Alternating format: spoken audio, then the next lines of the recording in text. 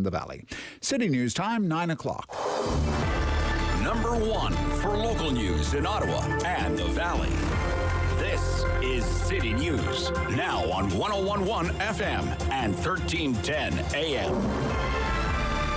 It's Monday, June 20th. Good morning. I'm Andrew Boyle. Right now in Ottawa, 14 degrees. In Smiths Falls, 13. And here's what's making news in Ottawa and the Valley.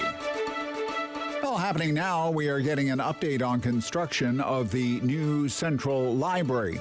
Now, City News reporter Chris Curries sets the stage for an announcement being held this morning. I'm at Ottawa City Hall, where we're expected to hear a few announcements and speeches about Adasoke, the new Central Library, before heading to the site on Albert Street, where they will lay the first foundation. It's set to be what the city calls a milestone in construction, but one question on my mind is, what does the timeline look for that project? Original plans called for the library to be completed in late 2024. We've since heard it's 2026, and just in the past few months, construction at the site was shut down for a few weeks during strikes by trades unions. Another question is the budget, to which in October we learned that the price tag of the project had risen an extra $130 million. More to come from Ottawa City Hall. Chris Curries, City News. City News Time, 9:01. City councillors will be greeted by protesters at the next regular meeting on Wednesday. The group Acorn is fighting the current inclusionary zoning policy. It calls for up to 10% of housing being affordable. The group says the policy is not wide enough. It doesn't cover more of the city and still would leave those considered low income, many of them, out. The rally is set to begin Wednesday morning at 9 o'clock at City Hall on Laurier.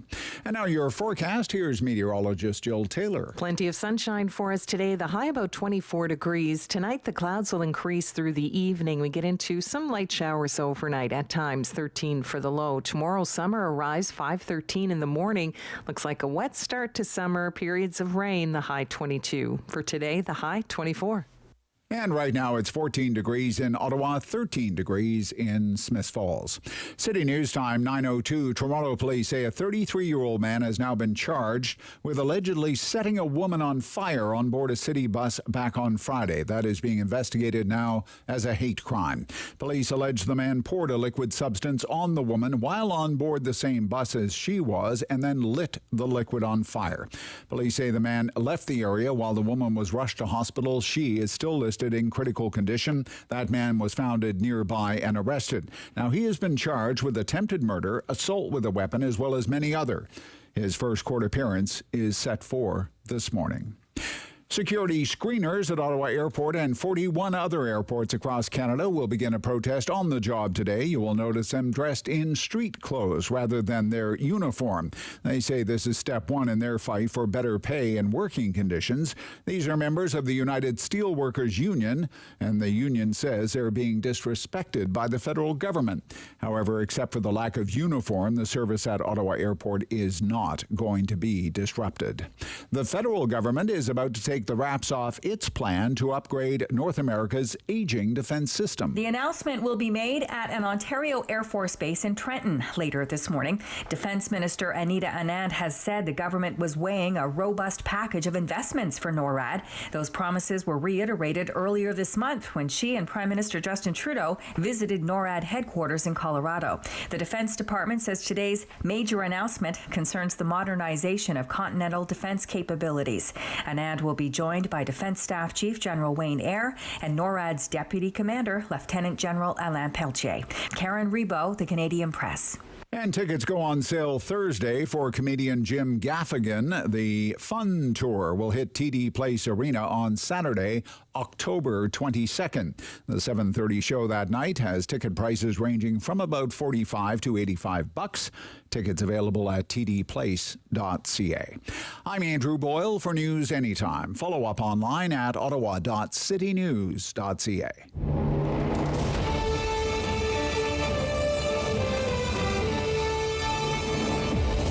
Your opinion. It's the Rob Snow Show on Rogers TV and City News. 101.1 FM and 1310 AM. So you're a radio producer, and you get an email from the show host at 1 o'clock in the morning saying he's not going to make it into work for the show on Monday. What do you do? Good morning. Welcome to the Rob Snow Show. It's Monday, June 20th. I am not Rob Snow. Loyal listeners out there, you may recognize my voice. For those of you who are new around here, I am David Smith. I usually produce the show, but with an unexpected turn of events earlier today, Rob will be off today, and I get to sit in the big chair and act like a radio host for the next few hours. I'm told the decision is purely budgetary, but we'll take it. Noah is here as well. That's Noah Wachter, our new technical producer here on the Rob Snow Show. Noah just started last week, and now we're throwing him into the fire. Thanks for being a team player. Noah, say hi, Noah. You can say hi to the folks. Hello, everyone. So Noah will be taking your calls a little bit later when we do the talk back hour. Yes, we'll still take the calls today. But coming up on the show this morning, in a few minutes' time from now, we're going to be joined by City Councillor Glenn Gower. Councillor Gower represents Stittsville Ward, growing West End suburban community. Hello to any listeners out there in Stittsville. I hope you're doing okay with the tree cleanup. Also one of the hardest hit areas during the derecho, or is it Derico, storm last month that knocked out power to most of the city. Had some residents in the dark for almost 2 weeks. Councillor Gower is one of two councillors moving a motion at City Council this Wednesday. And this motion has to do with changing the way that the city does its emergency preparedness planning and training. I want to spend a second here to go over some of what the motion says. This is a motion to City Council this Wednesday from City Councillor Glenn Gower and Deputy Mayor Laura Dudas.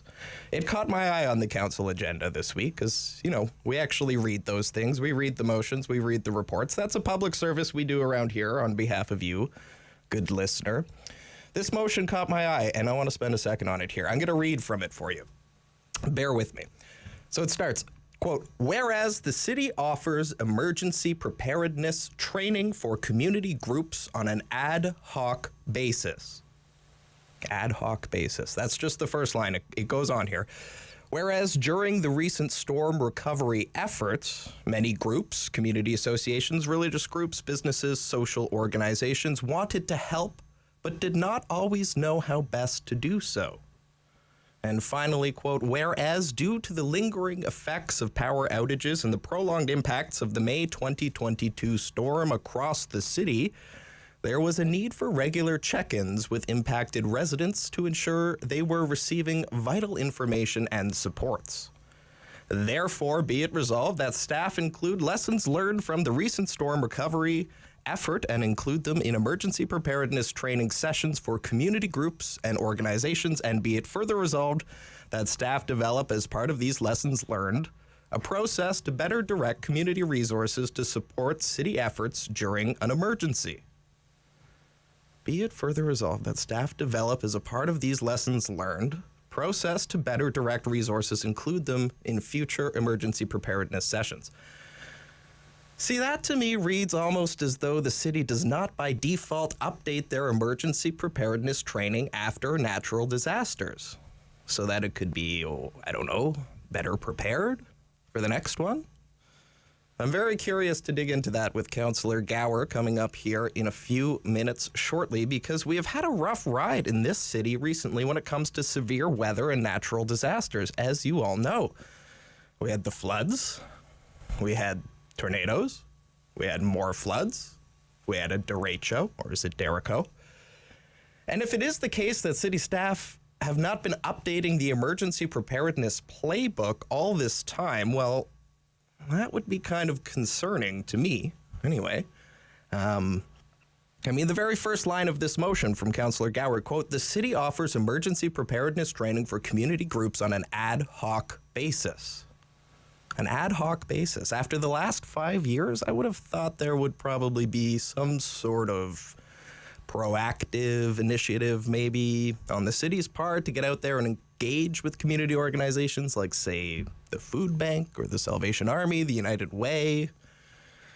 If I ran the city, I know I would want to, at minimum, have some kind of universal framework or a flow chart or whatever, some kind of directory, maybe an online portal. Who should you call in which order if you're, say, Peter Tilley down at the Ottawa Mission, or you're Rachel Wilson running the Ottawa Food Bank?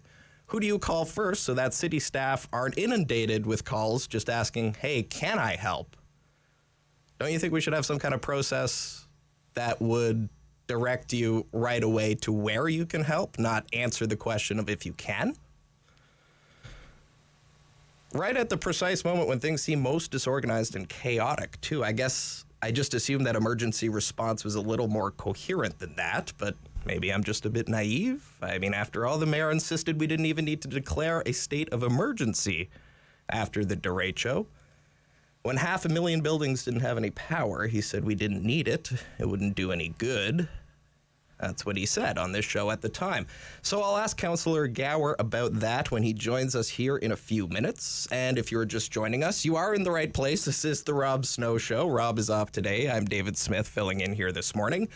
And like I said a bit earlier, we will still be doing the Talk Back Hour. We do that every day around here from 10 to 11 o'clock at 613-750-1310.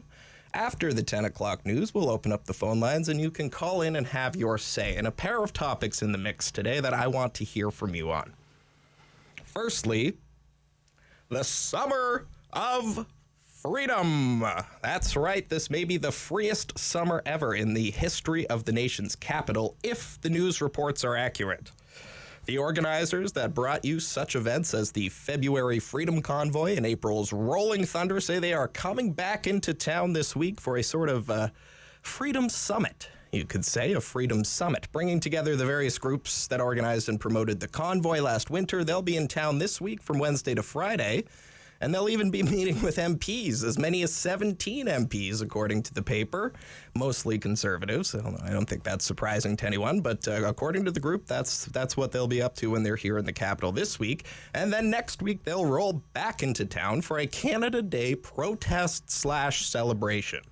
And the group is coordinating a route with a man called James Topp and his supporters to walk through parts of Ottawa to the National War Memorial. Topp, this guy named James Topp, he was kind of a new character for me. I looked him up this morning. Topp is a veteran who was charged by the Department of National Defense back in May after publicly speaking out against federal vaccine requirements while in uniform, which you're not supposed to do. So he has been walking across Canada to protest COVID-19 vaccine mandates and show his support for freedom. So they're coming back, and they say we should expect to see a lot of them over the summer. On Canada Day, they want to set up in front of the Supreme Court, just down the way there from Parliament, and they say they'll be planning some marches and even a quote-unquote dance party on Parliament Hill, July 1st. Noah, you weren't around when the last dance party was taking place, but it was Ottawa's hottest club down there on Wellington Street for, well, I guess almost a month there, every Saturday. Got pretty rowdy, so we may see sort of part two. That's what they say. Anyway, so my question for you today during the Talkback Hour, should this be allowed? Should they be allowed to exercise their right to demonstrate? Or should they be asked to hold their event somewhere outside of the urban core, outside of the city, away from critical infrastructure like interprovincial bridges? 613-750-1310. That's after the 10 o'clock news.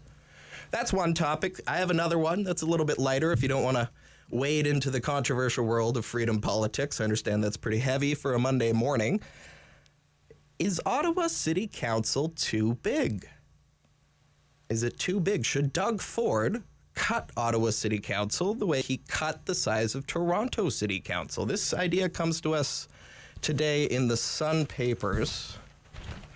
Brian Lilly here, page 4 of the Ottawa Sun. Nice picture of Jim Watson and Premier Ford.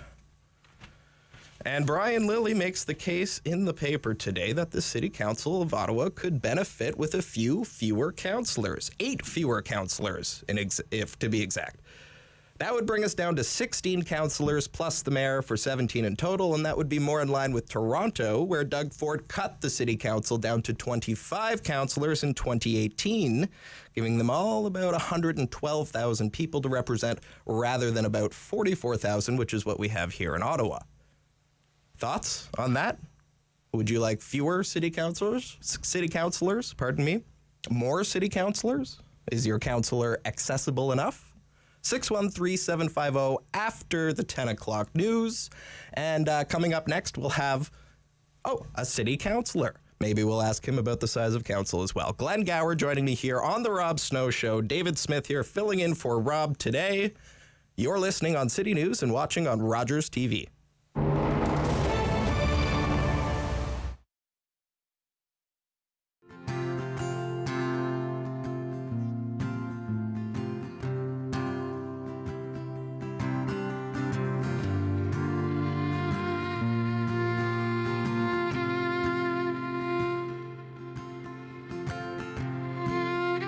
Dear one, we've been waiting for you. And oh, we're thrilled. Beside ourselves, you arrived. And white coats came in heads held low. We talked for a bit, shuffle outside. Close the curtains, held each other, and we cried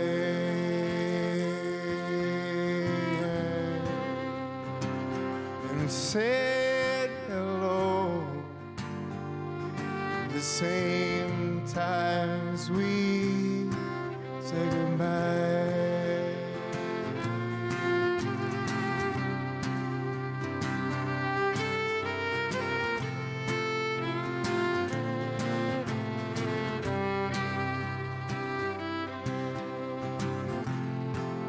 Smallest and wingless, oh, leaving as soon as you'd arrive.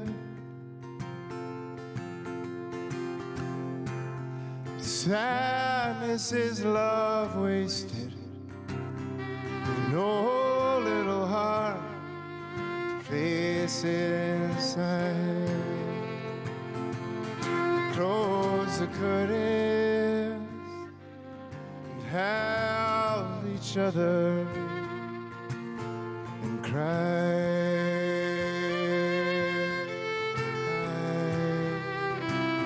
I said hello at the same time as we closed the curtains and held each other and we cried.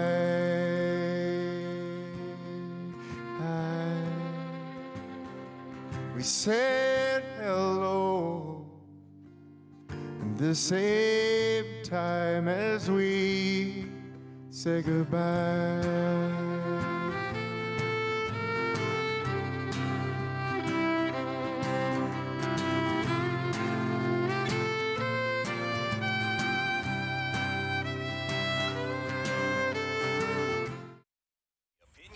The Rob Snow Show returns. On Rogers TV and City News. 1011 FM. And 1310 AM.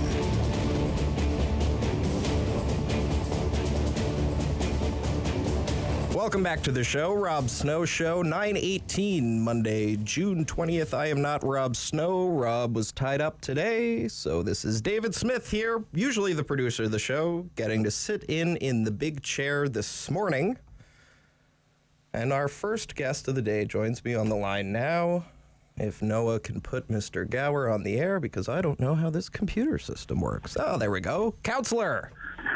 Good morning, David. You've got a busy day today. You texted me at about 6:30 in the morning, I think, about coming on. So producing and hosting, good job. Yeah, well, that's just about lunchtime for people who do morning radio, Counselor. You know that. Thank you so much for taking the time and for agreeing to speak with me on the show today. I know I told you you'd be chatting with Rob, but he's tied up today, so thank you. Listen, I want to get right into it here. So this motion you've brought, or you will be bringing along with Deputy Mayor and Councillor Laura Dudas to the Wednesday council meeting this week. It says here, this would direct staff to develop a lessons learned report type document process to better direct community resources to support city efforts during an emergency. Now, why is that important, Councillor Gower? Well, first of all, any time that there's a disaster or an emergency in the city, is 30 or 50 volunteers who helped go and knock on doors, for example. And we're just looking for some, I guess, a little more focus on how to better train groups and individuals on how to assist with that response. You know, it's a great thing. So many people reached out and said, we want to help out. Well, how can we make sure that they have a little bit of training and a little bit of the skills so they can do that in the most effective way and helpful way possible?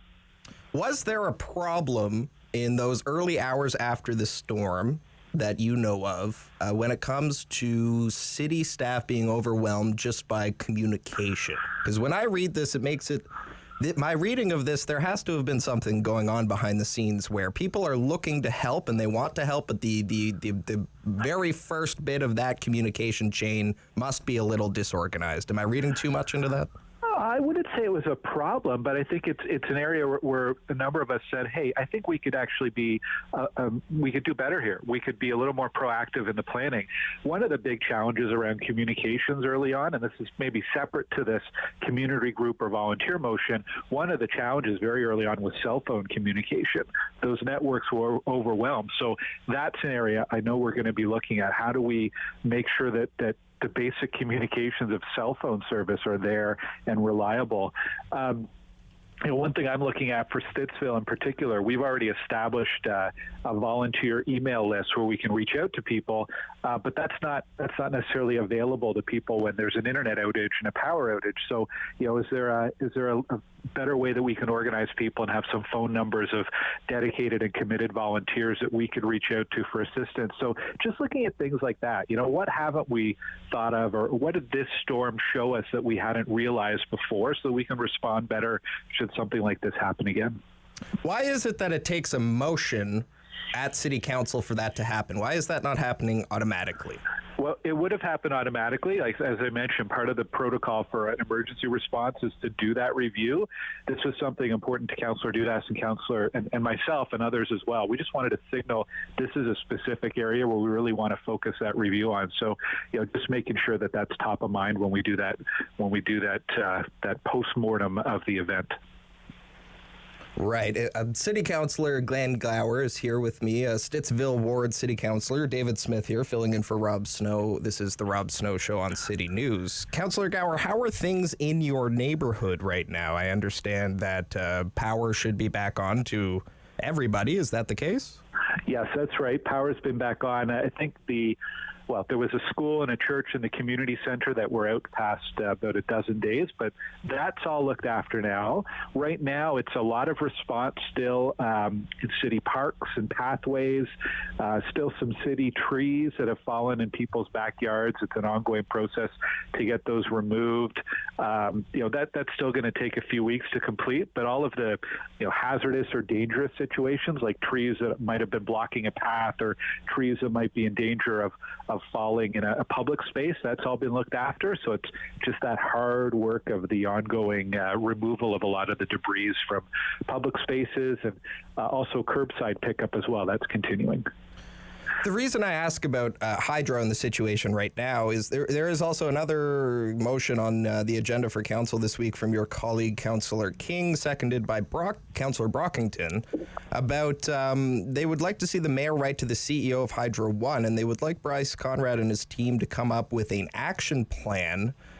Basically, there are several recommendations here, but basically to establish a some kind of formalized reporting system to better inform people about outages, specifically when it comes to Hydro Ottawa's grid in the city of Ottawa. And I remember from doing the live coverage at the time during that storm, that was probably the single most frustrating piece for residents. They understood that the utility was working very hard to get things reconnected, but the lack of a street-by-street or even ward-by-ward update was really frustrating to a lot of people. So what do you think about this idea of having Hydro Ottawa come up with a new kind of tool rather than just the outage map online to inform people, especially during a mass outage situation?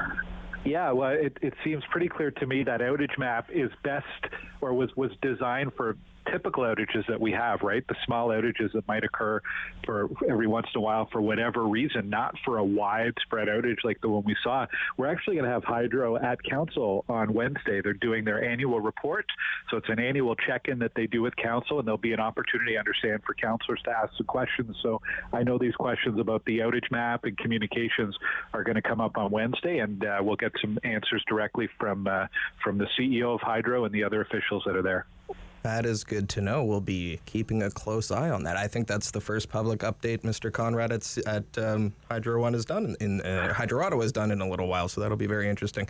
The trees, the brush, driving around the city this last week, and I was actually out in your area. Still a lot of trees and brush on people's curbs and stacked in people's front yards. What is the status of the pickup system for that? Are there still special pickups going on? Will the garbage trucks take those? What's the deal with the brush? Yeah, absolutely. The special pickup continues. So this is the operation where we send the big city dump trucks to, with the big yellow dumps on the back and the big claw. You know, it's like an arcade game, you know, with the claw and picking up the toy. It looks a lot like that. They're going to continue until next week, till the end of this week, Friday, possibly into Monday. So I know people have stuff on the curb. They are doing the pass-through continuing this week, so they're coming soon. There's also a lot of work that still needs to be done to pick up some of the stumps that people have at the end of their lawns. So the city will be by. They're trying to get as much of it done in this week, and then looking at how that work needs to be extended in the coming weeks. But yeah, I think we heard from officials all along, this is not going to be a matter of days or weeks. It's going to be quite a long cleanup. So asking for patience from residents as that continues over the course of the next few weeks. And just very quickly, in the last 30 seconds I have you here, you mentioned stumps. Now, there's no help available from the government for stump removal, right? That is the responsibility of the homeowner to get it out of the ground, and then the city will haul it away, as I understand it? Typically, yes, unless it's a city tree. Okay.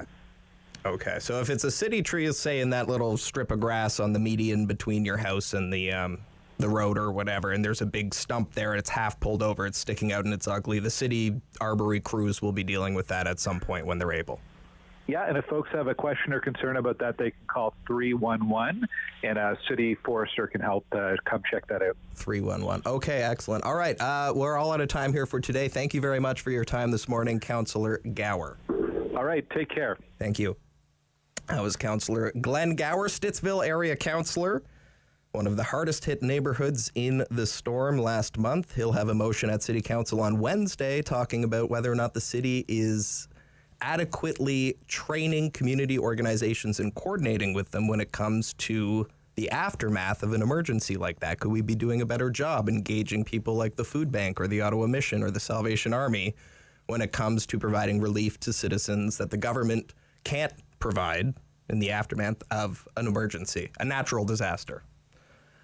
9:28 here on City News. David Smith here filling in for Rob Snow. Don't go anywhere. Coming up after the break, we will get a sense today from the Federal Defense Minister, Anita Anand, about the future of Canada's defense policy, specifically domestic defense, NORAD. We're going to speak with retired Lieutenant General Andrew Leslie coming up after the break. This is David Smith filling in for Rob Snow on The Rob Snow Show. You're listening on City News and watching on Rogers TV.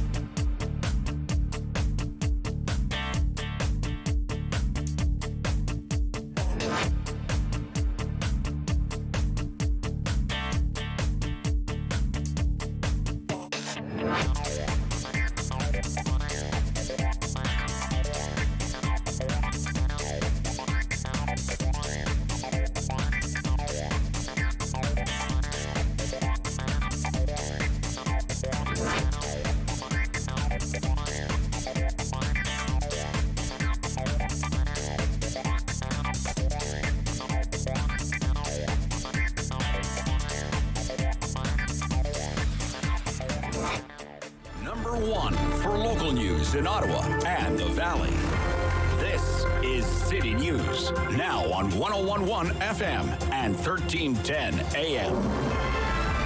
It's Monday, June 20th. Good morning. I'm Andrew Boyle. Right now in Ottawa and in Smiths Falls, 16 degrees, and here's what's making news at this hour. Foundation for the new Library and Public Archives building on LeBreton Flats is in stage one of the construction for that $306 million building. City and federal officials talking up that this morning. We'll get the latest from Chris Curries throughout the day today. Bit of a different look at Ottawa Airport if you're flying today or meeting someone. 41 other airports across the country doing the same things, and that is those that screen you at the security checkpoint will be dressed in civvies.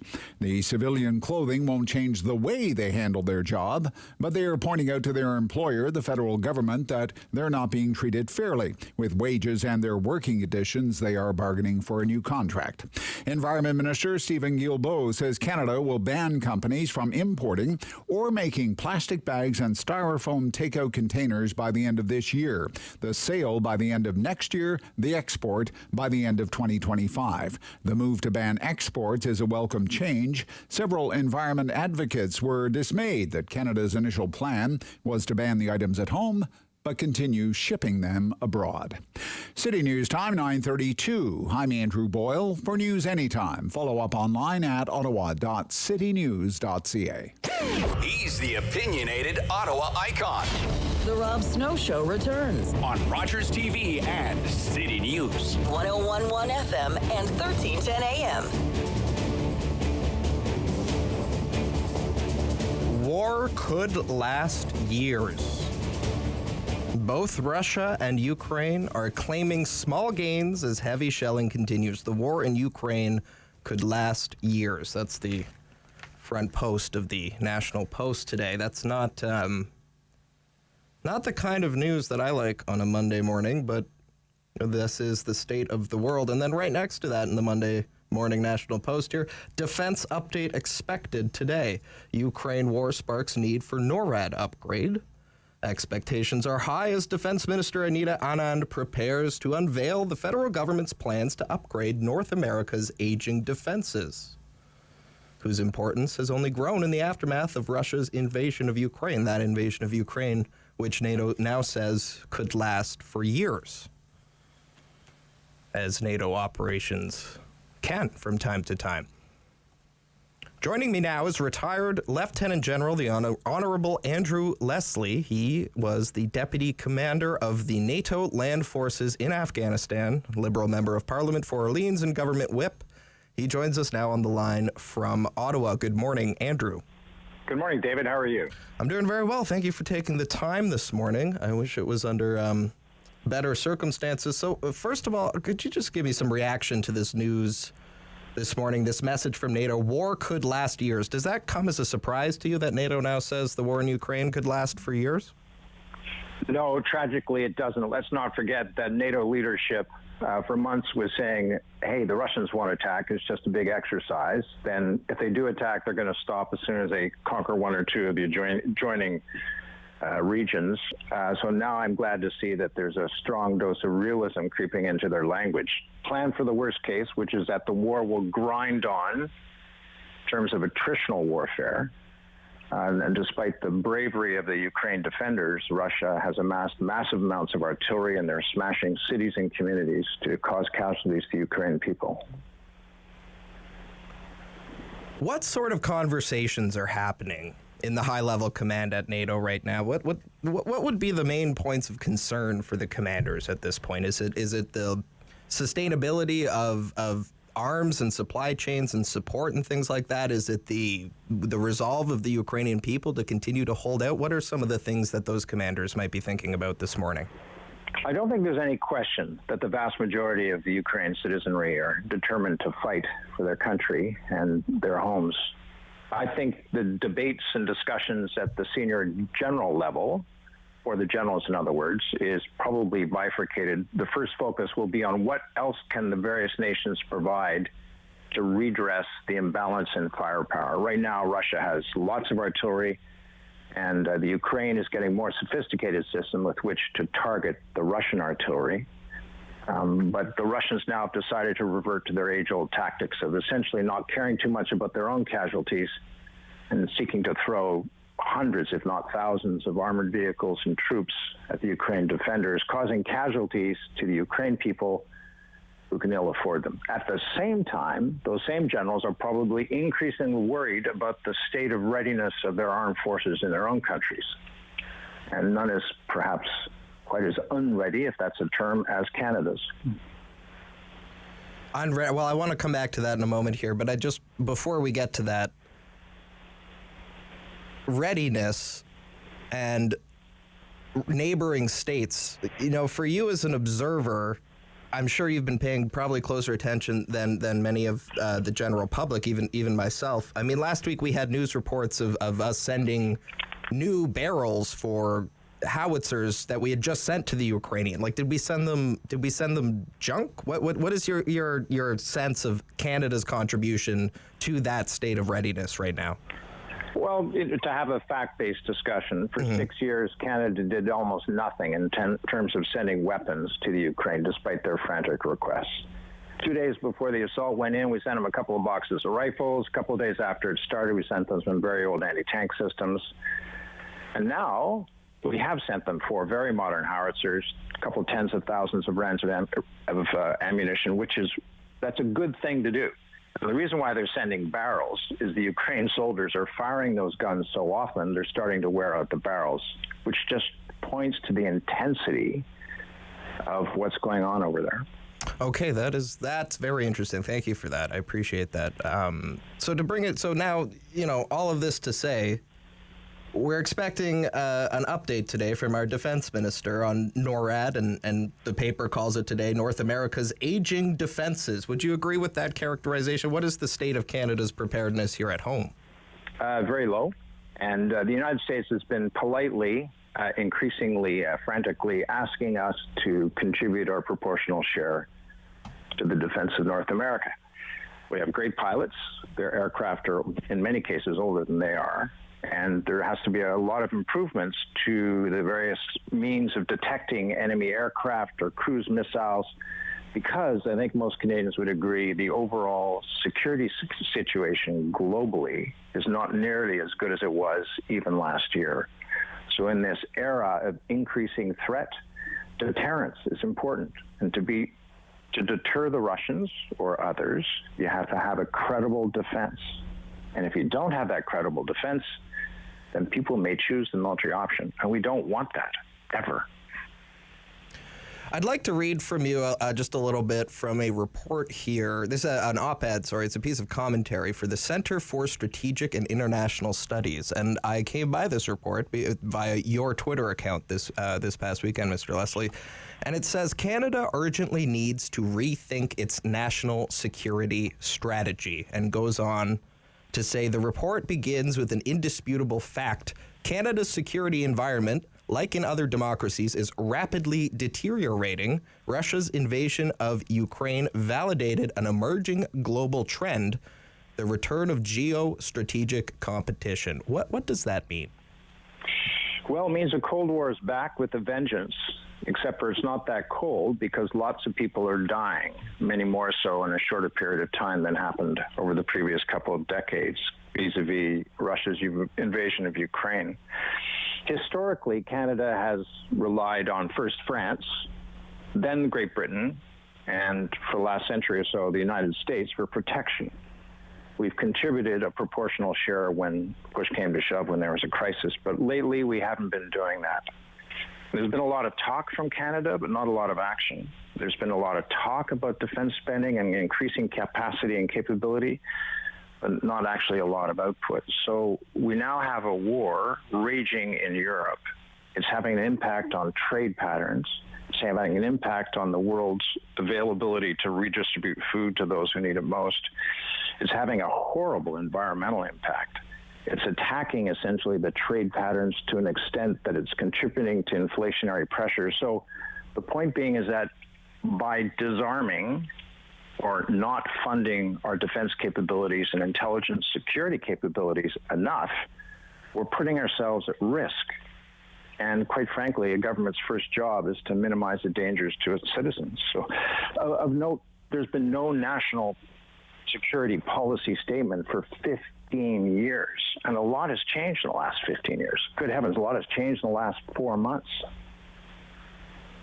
Well, that's certainly true. That's certainly true. I mean, 4 months ago, we were coming out of the pandemic, and for somebody my age, war was a far-off thing that didn't really break into the regular everyday news cycle, and now it's on the paper here. War in Ukraine could last for years. So you say Canada's been underfunding, disarming our military capabilities, defense capabilities. There is $8 billion in the 2022 budget.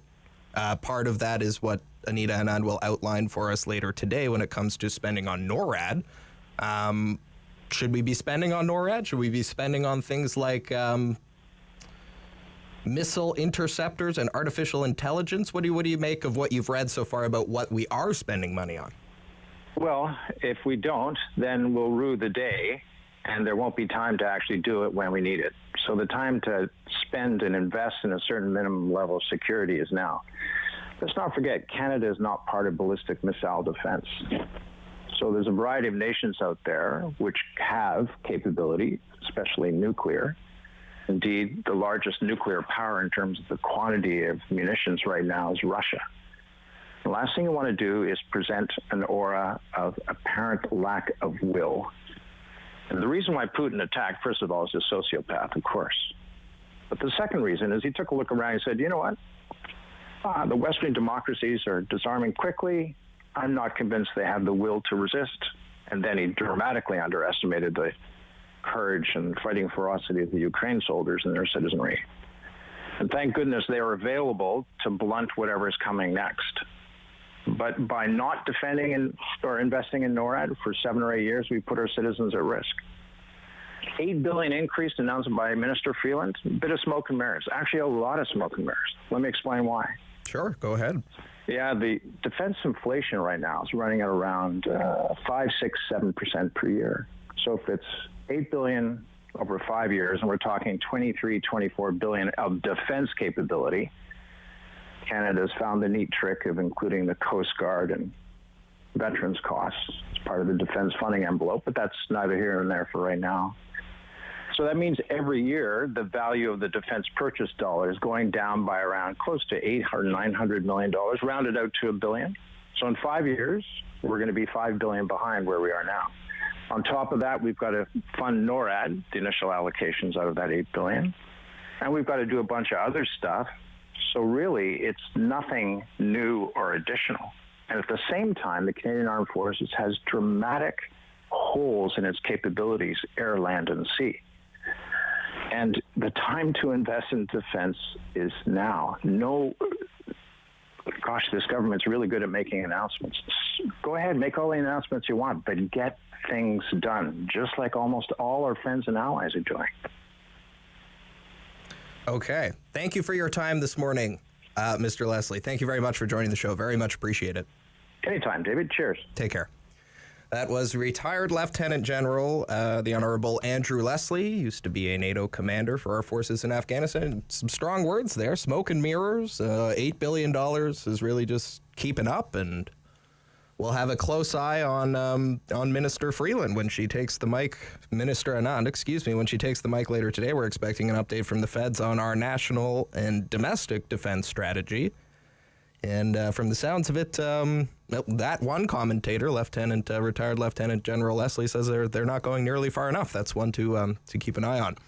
9:45 here on City News. This is the Rob Snow Show. David Smith here filling in for Rob. Coming up next, Barry McLaughlin will be here from TLC Transformational Leadership Consultants.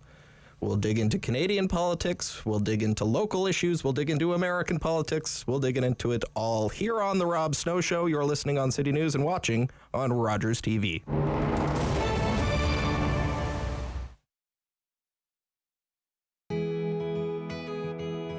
I'm Emily Bertrand, the owner of Royale Equestrian Center. This is Diamond. She's a 10-year-old thoroughbred. She used to be a racehorse and then made the transition to a riding horse. She loves jumping, and she's used for our more advanced students. So we started the farm 14 years ago with my mom and brother. My brother was actually driving by one day and saw the sign, and we applied. There were 60 applicants, and we got it. When we first started, there was not very much here, so our property's about 25 acres, and there was just this 100-year-old barn. And from there, we built onto it. We fixed up one stall at a time, one paddock at a time. We added one horse at a time, and slowly it built into what it is today. Every year, we're improving and trying to continue to build. And most recently, we added 2 shed-row barns this year. I love horses. I've been obsessed with horses since I was a little girl. The first time I got to ride, I was 4 years old, and I just loved it. My mom thought it was going to be a phase, and that phase never ended. I kept riding all through high school, and then eventually, started Royale Equestrian Center. It was my dream to always own a farm and to build a place that I could share my passion for horses with others and do the same thing for the kids that the horses did for me. So I absolutely love it. It's a dream come true. COVID hit, that was challenging.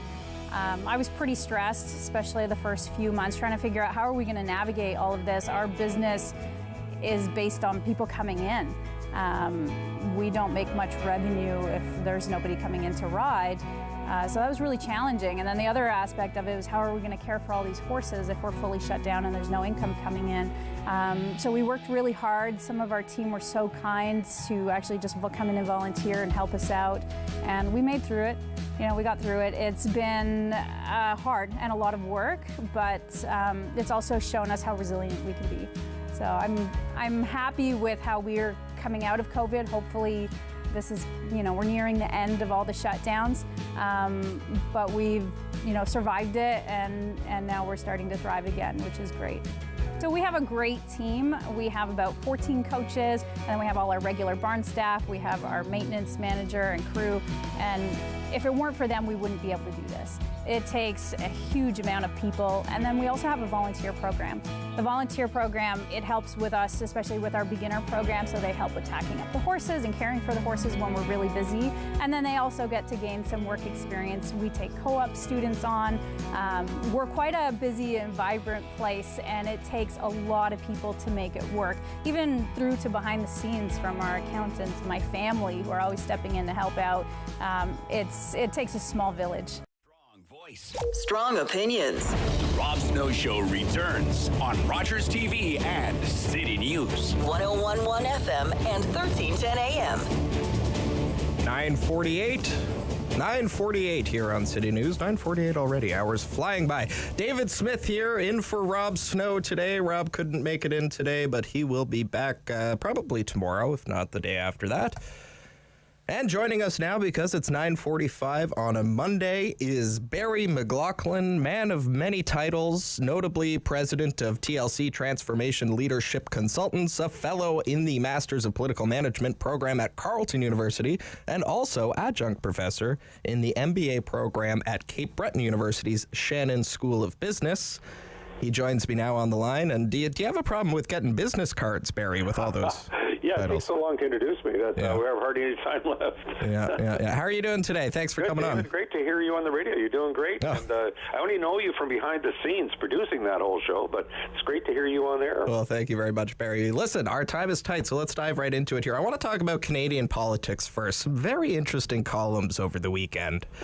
One from Brian Lilly, who's, he's Brian Lilly. You know about Brian Lilly. He's no fan of Justin Trudeau, but also Chantal Hebert in the Toronto Star, who's quite a bit more measured than Brian usually in her approach. And they're both basically, in my opinion, forecasting that this might be the beginning of the end of Justin Trudeau. Brian Lilly says, quote, "If you were to hold a contest for Justin Trudeau's most incompetent cabinet minister, there would be lots of competition."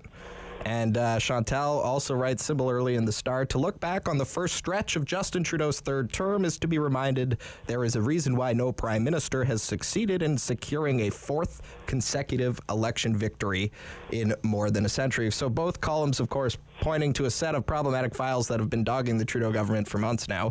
We've got the Emergencies Act Committee, cabinet ministers being accused of obfuscating, wasting committee time, or outright lying to Parliament. Vaccine mandates, where the government just did a 180-degree turn after months of basically calling conservative MPs science deniers for questioning the mandates. We have the official with foreign affairs who went to the Russian garden party, which is a real head scratcher. And then thanks to Bob Fife with the Globe and Mail, we found out the reason that that person went was because Melanie Joly had no idea. Her staff aren't even reading their own emails. So when you lay it out on paper, Barry, it doesn't look very good. What do you think? If you're advising the Trudeau government, what do you do? Do you think the PMO has a cabinet problem, or does cabinet have a PMO problem? And how do you right the ship? Well, that's a number of really great questions there. Well, first of all, it's rare to have any government last past 10 years. So, there's no question about the fourth mandate issue. He took a majority, very huge majority, and turned it into two minorities back to back. Normally, the writing is on the wall. It may not be the beginning of the end, but it's certainly the end of the beginning, and that was some time ago. I think that, it boils down to, in our parliamentary system, who is the leader of the opposition? So that's a bit of a question mark.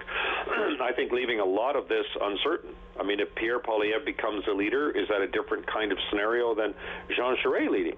A lot of people believe it will be dramatically different. A lot of scuttlebutt is that Justin Trudeau, if Pierre Poilievre wins, will stay in and fight again. If Jean Charest wins, he will leave. That's the scuttlebutt you hear in a lot of places. How much?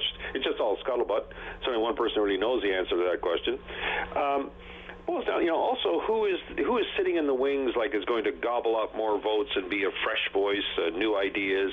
It looks like the government mostly has run out of gas, and it's hard for the for the existing leader to pump in new gas and keep going. It'll boil down to, if somebody's currently in the cabinet, they're going to inherit all of the problems of this government, all the negativity, and reap very little of the benefits of the actions they took. I'm thinking of Chrystia Freeland when I say that. They have to own all the negatives. Somebody outside the government can come in fresh, and very often they're the ones that tend to take the ball and move down the field with it. So that boils down to, I think it's going to be a Chrystia Freeland versus Mark Carney kind of race. There could be others, of course, coming in. There always are. But that could change everything. All of them will keep extremely quiet and powder dry until the Prime Minister makes his mind up. Prime Minister, they tend to not do that too soon. He's going to play out his term. He's got to lock in with the NDP. He's in no rush. He feels he's got time to turn it around. He may well turn it around. So it's a bit too early to be, I think, counting the final days of this government. Too early for the final days, sure. I would certainly like it to be right on time for the final days. That's just my opinion. But no, hey, I mean that's fair. So, do you think a shuffle is necessary, though, like from a crisis communications issues management standpoint? Do you think a shuffle is, especially for Mr. or Miss Joly? I mean, it's hard to come back from that. Well, I know. It turns out her chief of staff didn't think that an email from the deputy minister of her department would be worth opening. Like, that's bad. Like, I'm stunned by that one alone. That alone says to me, I think we already know what we can do about this.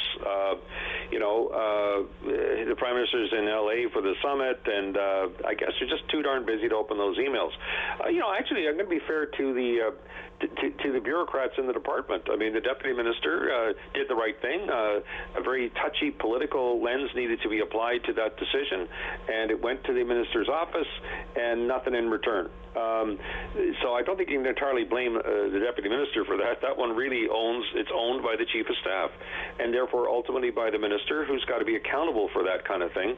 And how do we be assured that very, very important decisions do not get, I missed that declaration of war thing. Sorry, I didn't open my email. I mean, we don't want that. No, you don't. You don't. I think a cabinet shuffle might be in the offing. Well, I would like one. That, don't you think? They just really appointed one last fall. I'm not sure that's going to accomplish a heck of a lot. I think that they've got to start showing us. People are concerned about the economy.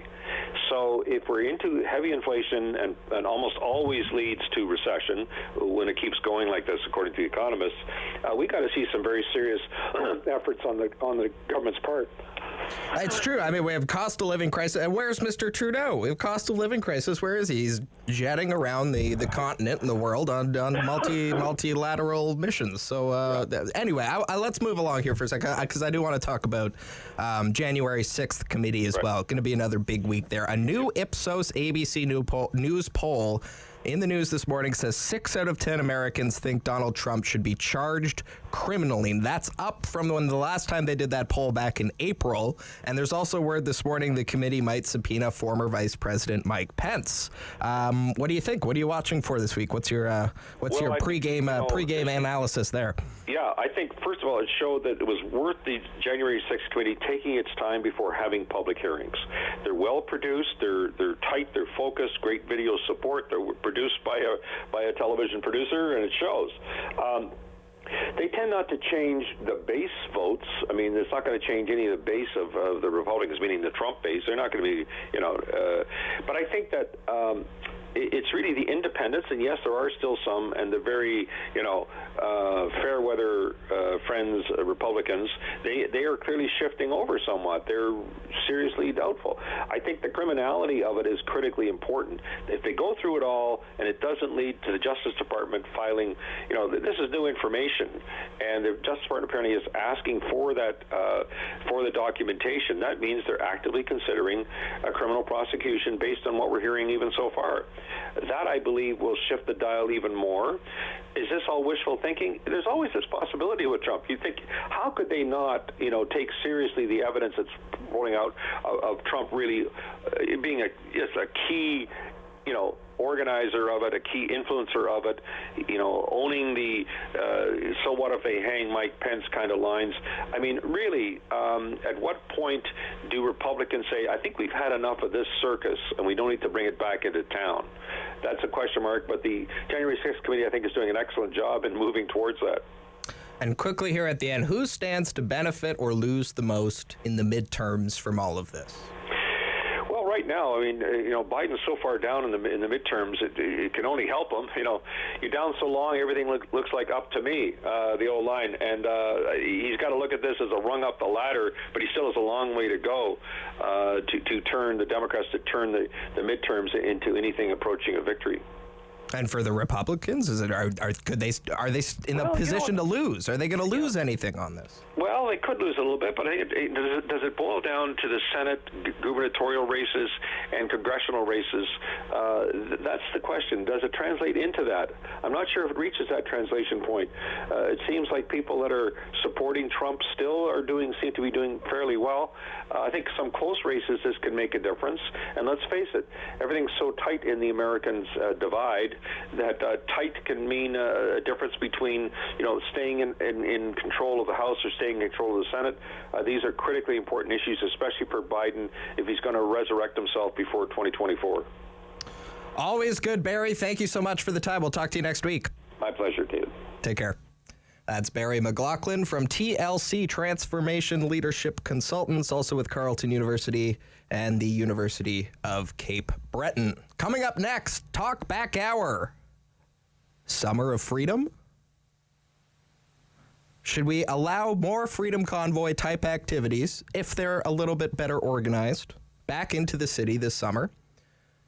And is city council too big? Do we need fewer city councilors? Do we need more city councilors? What do you think? Give me a call. David Smith here filling in for Rob Snow, 613-750-1310. After the news, this is the Rob Snow Show on City News.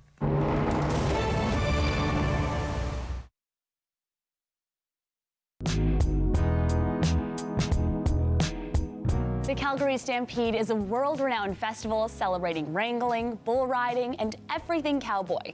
But did you know that many people credit its origins to a Black Canadian? Take a minute to meet John Ware. The word cowboy has racist roots. Before the American Civil War, white ranchers were called cowhands, but the enslaved black men and women working alongside them were actually referred to as cowboys to infantilize and disrespect black ranchers. The legend of Cowboy John Ware is full of impressive feats and awe-inspiring skill, including the ability to train even the wildest broncos and easily hold a horse on its back. But the real story of John Ware is one that starts from more humble beginnings. Ware was born into slavery in the United States, gaining his freedom towards the end of the American Civil War in 1865.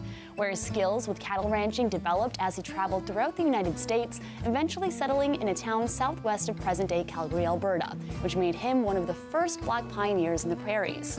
Over time, news of Ware and his amazing cowboy skills began to spread, and people came from across North America to witness his horsemanship and skills as a rancher. Eventually, Ware went on to own many of his own ranches. In 1892, he became the first man in Western Canada to earn the title of steer wrestler, and Ware's feats in local contests set the stage for the Calgary Stampede rodeo we know today. In September of 1905, Ware was killed in a freak accident with his horse, and more than 10,000 mourners from across the region attended his funeral, making it one of the largest in Alberta history. Though his true story is difficult to separate from the legends around him, Ware's status as a respected forefather of cowboy skill continues to be celebrated today. Ware has dedicated monuments across Alberta, including several sites near his first ranch, a Calgary school in his namesake, and a building at the Southern Alberta Institute of Technology.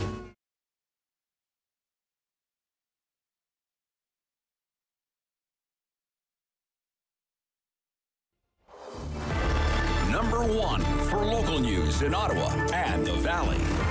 This is City News, now on 101.1 FM and 1310 AM.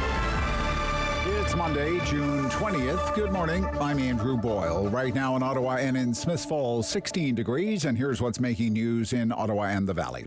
A motion at City Council on Wednesday will look into how you could better respond to things like natural disasters. It's being brought forward by Councillor Laura Dudas. Stittsville Councillor Glenn Gower tells the Rob Snow Show one thing that could happen would be to have volunteers better trained. A little more focus on how to better train groups and individuals on how to assist with that response.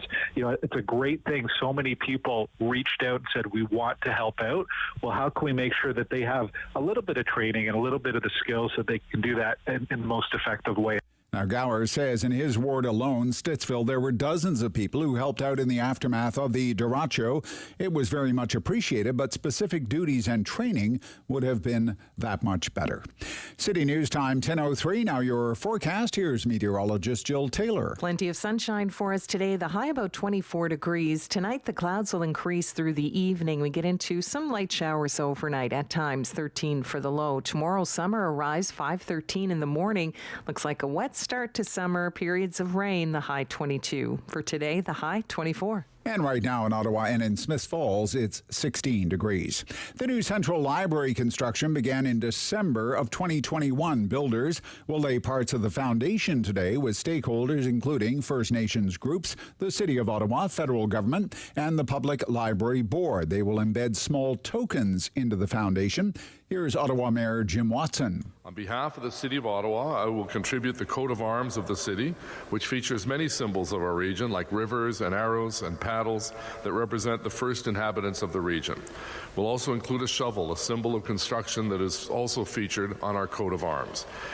Now, no word yet on what any new timeline would look like or if the price tag is going up from the latest estimate of $307 million for that building.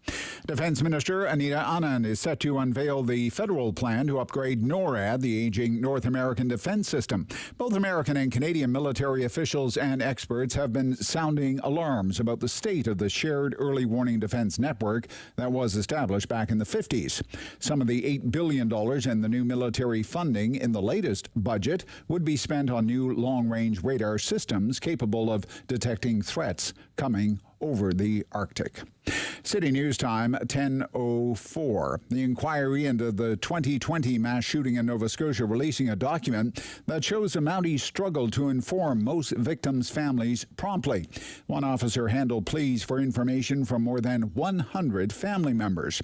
About 18 hours after the killings began, the bodies of one couple murdered in Portapique, Nova Scotia, were found inside the home. Now, the couple's two sons told the inquiry they repeatedly called the RCMP but had no response and didn't get confirmation that two bodies were located in their parents' home until the morning of April 20th.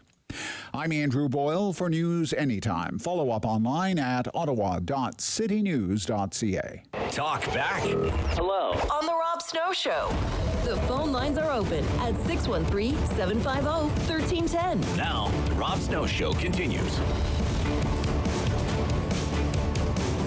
The Rob Snow Show continues with David Smith here filling in for Rob Snow. If you're just joining us, Rob's off today, and due to budgetary pressures, they've let me host the show.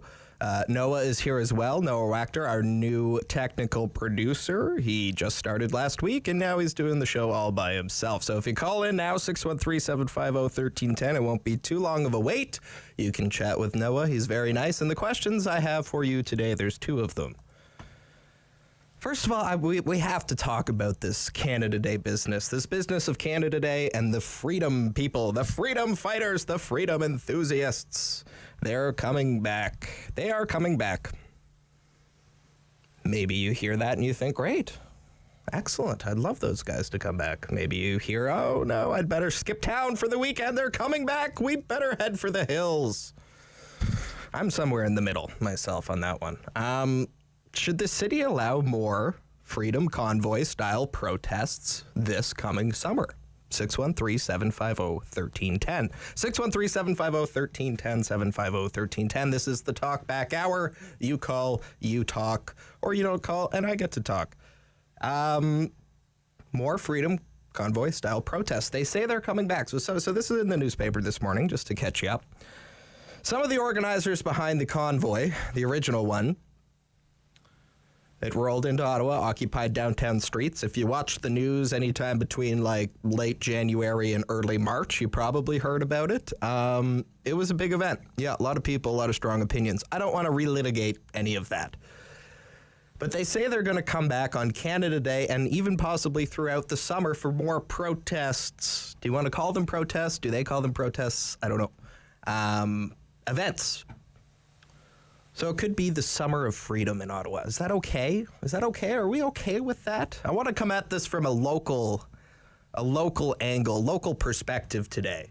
Whatever you think of the stated aims of that whole convoy movement, as a person who lives in the city, or if you live near the city, what do you think? Is that okay?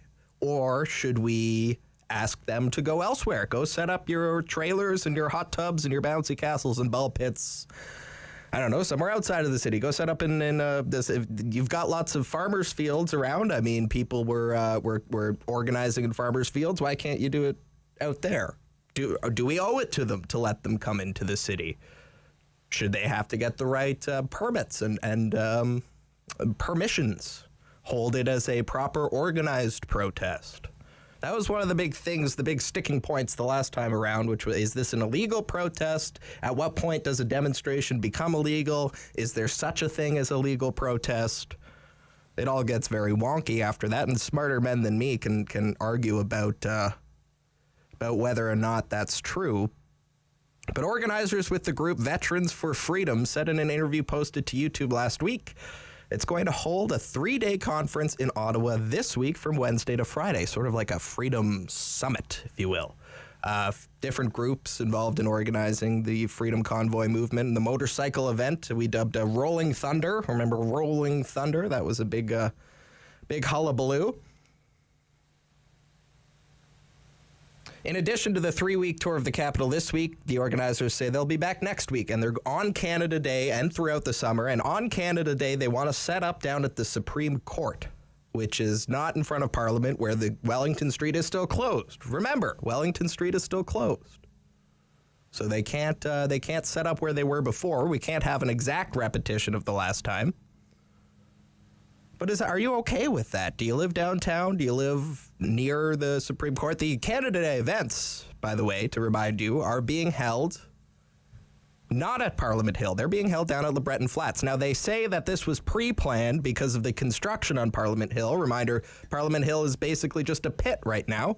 The lawn of Parliament is one big pit, and it's blocked off because they're building an underground visitor center, and they're renovating the Parliament buildings. That's like a 10-year, $10 billion project. So for space reasons, for logistical reasons, they've moved the celebrations off the hill.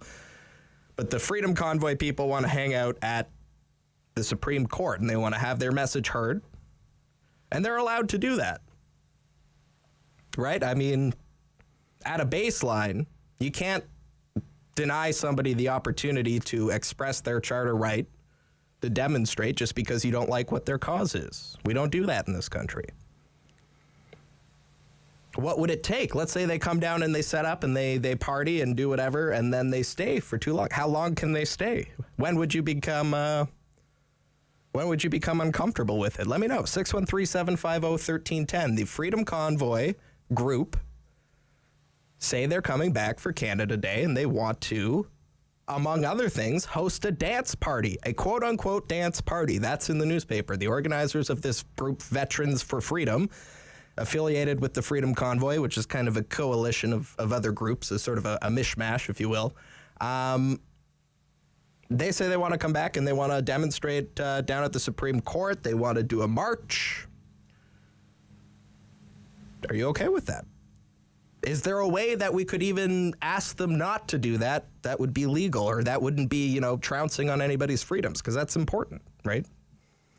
I don't want to belittle or mock the freedom thing. Freedom is important. Don't get me wrong. Freedom is important. I don't like it when I hear commentators mocking them just because they say freedom. Freedom is important. That's what it's all about. That's my opinion. What's yours? 613-750-1310.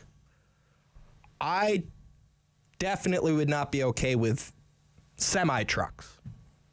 You want to come down? Fine. You can park somewhere else, take transit, march on down the parkway if you want, but semi-trucks back down the parkway, back at the end of Wellington Street, right in front of those interprovincial bridges, that, to me, would make me a little bit uneasy. But I'm of the mind that if you want to come, even if you're loud and disruptive, you're allowed to do that. I don't know if I would tolerate it for more than one day. But what do you think? 613-750-1310. We have a Barry, line 1, Barry in Ottawa. Barry, you're on the air. Good morning, David. Hello, Barry. What do you think? Well, after the last one, it got a little too rowdy. I think it influenced a lot of other demonstrators of different sorts to come out. And I think unless you want to use bad words for them, they were the ones that made the truckers look bad. I don't really think the truckers did a whole lot of bad things, but their occupation with the large trucks and the horn honking was disruptive. It was disruptive. Yep. So Barry, let me ask you, Barry, if they say they're coming back for Canada Day, what would be a line too far in your opinion? Would it be like, for me, I think it'd be trucks. If I see trucks down there, that's going to make me feel a little bit uneasy. What do you think? Yeah, with all the people that come for Canada Day, the trucks would be disruptive. I agree there. They don't really. I think the last time, Dave, they made their point before they even got here. That's true. Yeah, a lot of people said that. On this show, a lot of people said that, yeah. Yeah, like they were honking their horns going underneath the underpasses, and people were on the overpass or whatever, waving and cheering, waving Canada flag. And I think they did a lot to bring the people out and show how much unity there is against bipartisan governments who want to disrupt the social structure in our country here. Sure. And so now let me spin it a little bit differently for you. What do you think about this? What if the Ottawa police came out and said, you can't come inside the city on the highway. We're going to block the highway, and you can't come into the city. You can set up outside of the city somewhere, but we're not going to let you downtown. Would that be too much? I'm not sure how to make a call on that one because, everybody's got the right to demonstrate. But if you're going to take up a lot of space with your vehicles and trucks and start turning places into campgrounds and barbecue parties and stuff like that, well, I understand they got to be able to have a support structure to take care of themselves while they're here in the city. But then again, I don't think the demonstrations should be more than one day. More than one day. Okay. Thank you, Barry. We'll leave it there for now. More than one day. Okay, that's interesting. More than one day. Okay. Rob Snow Show. David Smith here filling in for Rob. Rob will be back later this week. This is the Talk Back Hour, 613-750-1310. We're talking about the Summer of Freedom. The freedom fighters, they're coming back. They want to come down on Canada Day. They want to make their views known. They want to demonstrate. Are you okay with that after what happened in the last few months here with the other two events? I mean, we had one that I think most people agree went off the rails. We had one that went fairly smoothly. There was better enforcement. What are you comfortable with? Let me know. 613-750-1310. Gerard, James, you're up next. We just have to take our break here. We'll get to you after the break. Stay with us. This is the Rob Snow Show. David here filling in for Rob. You're listening on City News and watching on Rogers TV.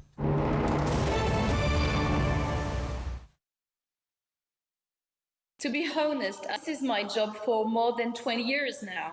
My big inspiration came from this because it was my grandfather-in-law who invented the concept of image totale and immersive experience.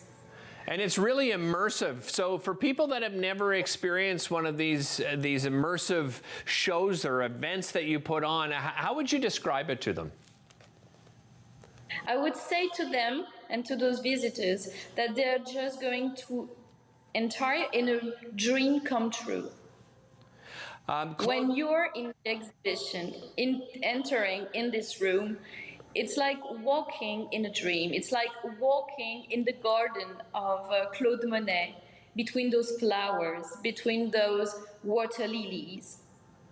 Claude Monet is a name that everybody knows. I mean, quite frankly, it's so famous that you just say Monet and everyone knows exactly who you're talking about. We're all familiar with Claude Monet, but, for people that don't really understand how incredibly influential he was, just tell us a little bit about Claude Monet.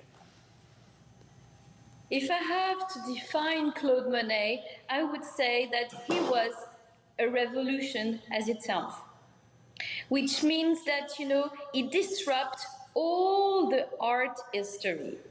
Before, we were talking about clear lines, we were just defining all the contour of the object we were painting, all the figures, and Claude Monet arrived and he said that he didn't want to paint any object. He wanted to paint the distance between him and the object.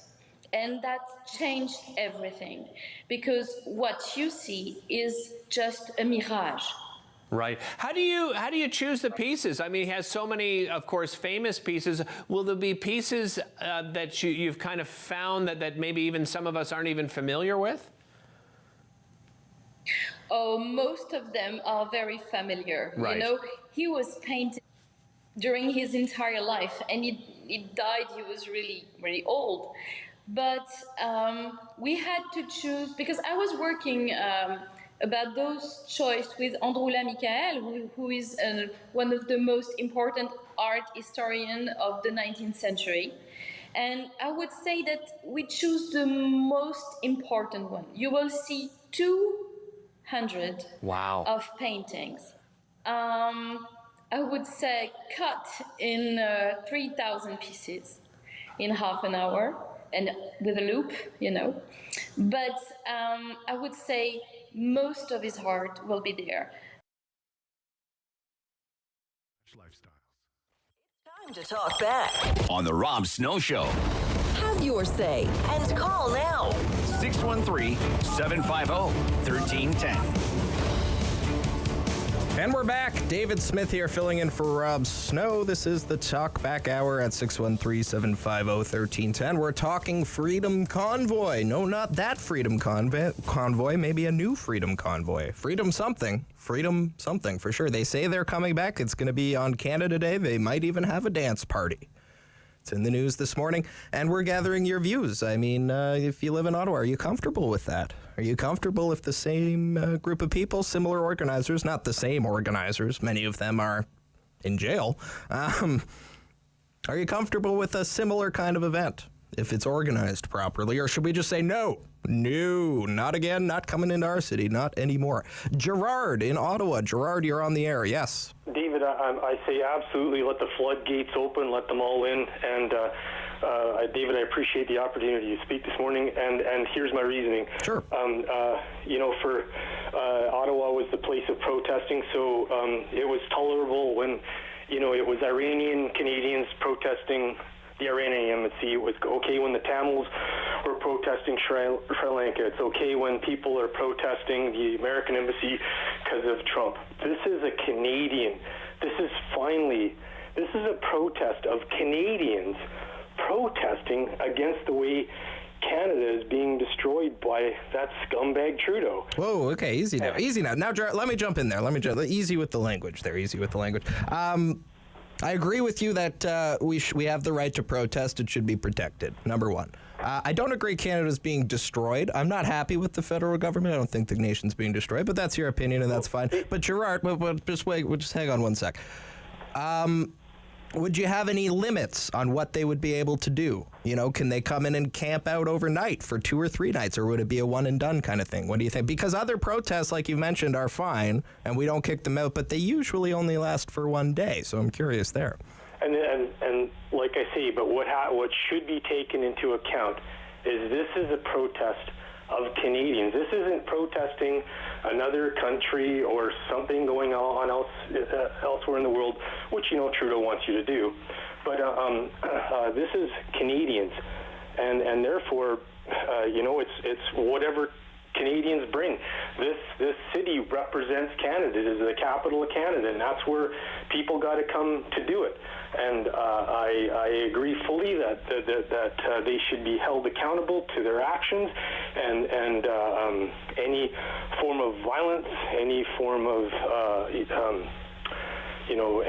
anything that you wouldn't want done to yourself shouldn't be done to others. And so you can come here and protest peacefully all you want. You can protest and be loud and proud. But I agree with you fully that that they should be held accountable to the laws of the land. Okay, thank you, Gerard. And just one further note, though, David, sure. about it was bad. Trudeau made it bad, but when Sellout Singh made the deal with the devil, and basically now, thanks to Sellout Singh and Trudeau, we live in a socialist dictatorship. Okay, all right. We do. All right, no, that's all right. That's all right, Gerard. We're gonna part ways on that one. I don't want to get too off the topic here, but thank you for your call. Thank you. I appreciate it. I don't want to get too far into the NDP Liberal. Maybe I'll have thoughts on that some other day. I'm not a fan of it. I don't think it represents a dictatorship, but. Hey, that's all right. We can disagree without being disagreeable. And thank you for the call, Gerard. Let's go to James on line 3. James in Ottawa, you're on the air. I'm going in, yes. So when it comes to the protest and the Canada Day celebrations on LeBreton Platz, I guess they're going to shove it to, right? The event from Heritage Canada will be at LeBreton. The protesters say they want to come to the Supreme Court of Canada. Good. Because imagine how afraid the politicians at every level are of 100,000 Canadians. 100,000? 100,000, let's hope 200,000. People are pretty motivated. They've been locked down for a while. But imagine how afraid the authorities are of all these people on the hill yelling, shout out to the Royal Canadian Navy on the HMCS Brandon 170. And let's go, Brandon. All right. Right? Whatever. All right. I don't want to talk about let's go, Brandon. I don't even know what that means. Let's go to Darlene Darlene. Darlene in Ottawa. Darlene, you're on the air. What's up, Darlene? Hi, David. Oh, Darlene, how are you? I'm not bad. Excellent. Yeah. We need Canada Day badly to celebrate what's great about Canada. Sure. And I've been thinking, when's the last time I heard Canada Day? Oh, Canada. You know, when did we play our national anthem? And so I'd play it on YouTube. Mm-hmm. And I don't see how this truckers' convoy is going to be any different than the last one.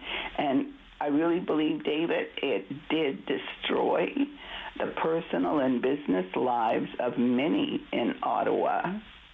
And I was one of the people that actually looked forward to the convoy coming because I felt they portrayed themselves as we're here to demonstrate against what most people are feeling. And I thought, good.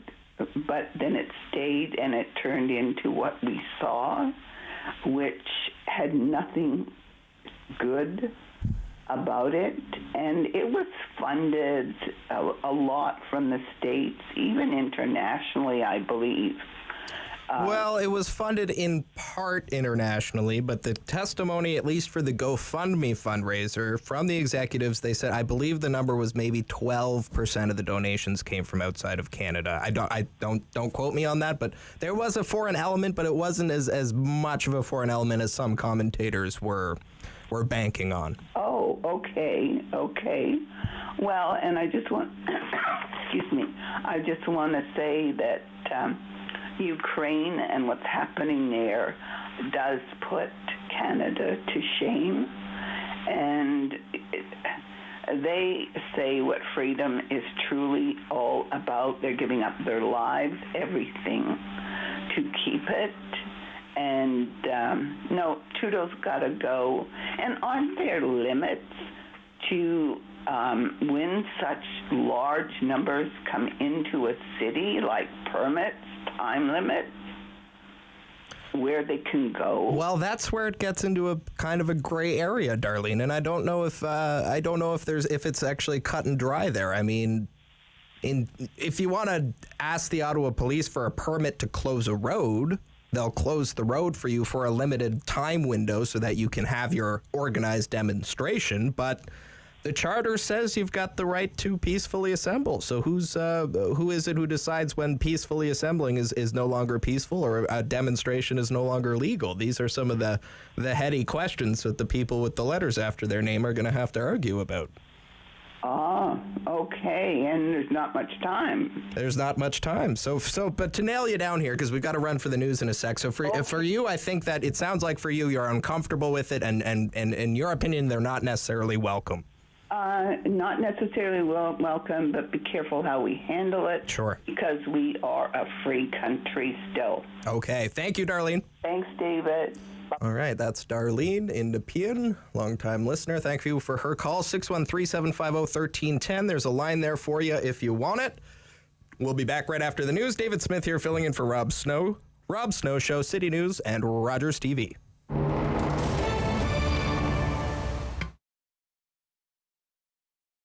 Being a crossing guard works great as part of my schedule as a high school student because I still have time to do my tests and assignments while earning a little bit of cash on the side.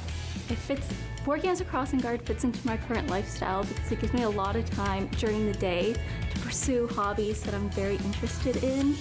A friend of mine introduced me to this job. I didn't know it was actually a paid job. I always start my day. It's a very little, I guess, few months baby, and she always comes with her dad on her pram, and the smile she has, like, oh my God. Well, I think the OSC is a very good employer. They show quite clearly that they care about you. They're very polite. They really make you feel like you're part of a family. It's fun. I really enjoy it. Gets us out of the house, too. Yeah.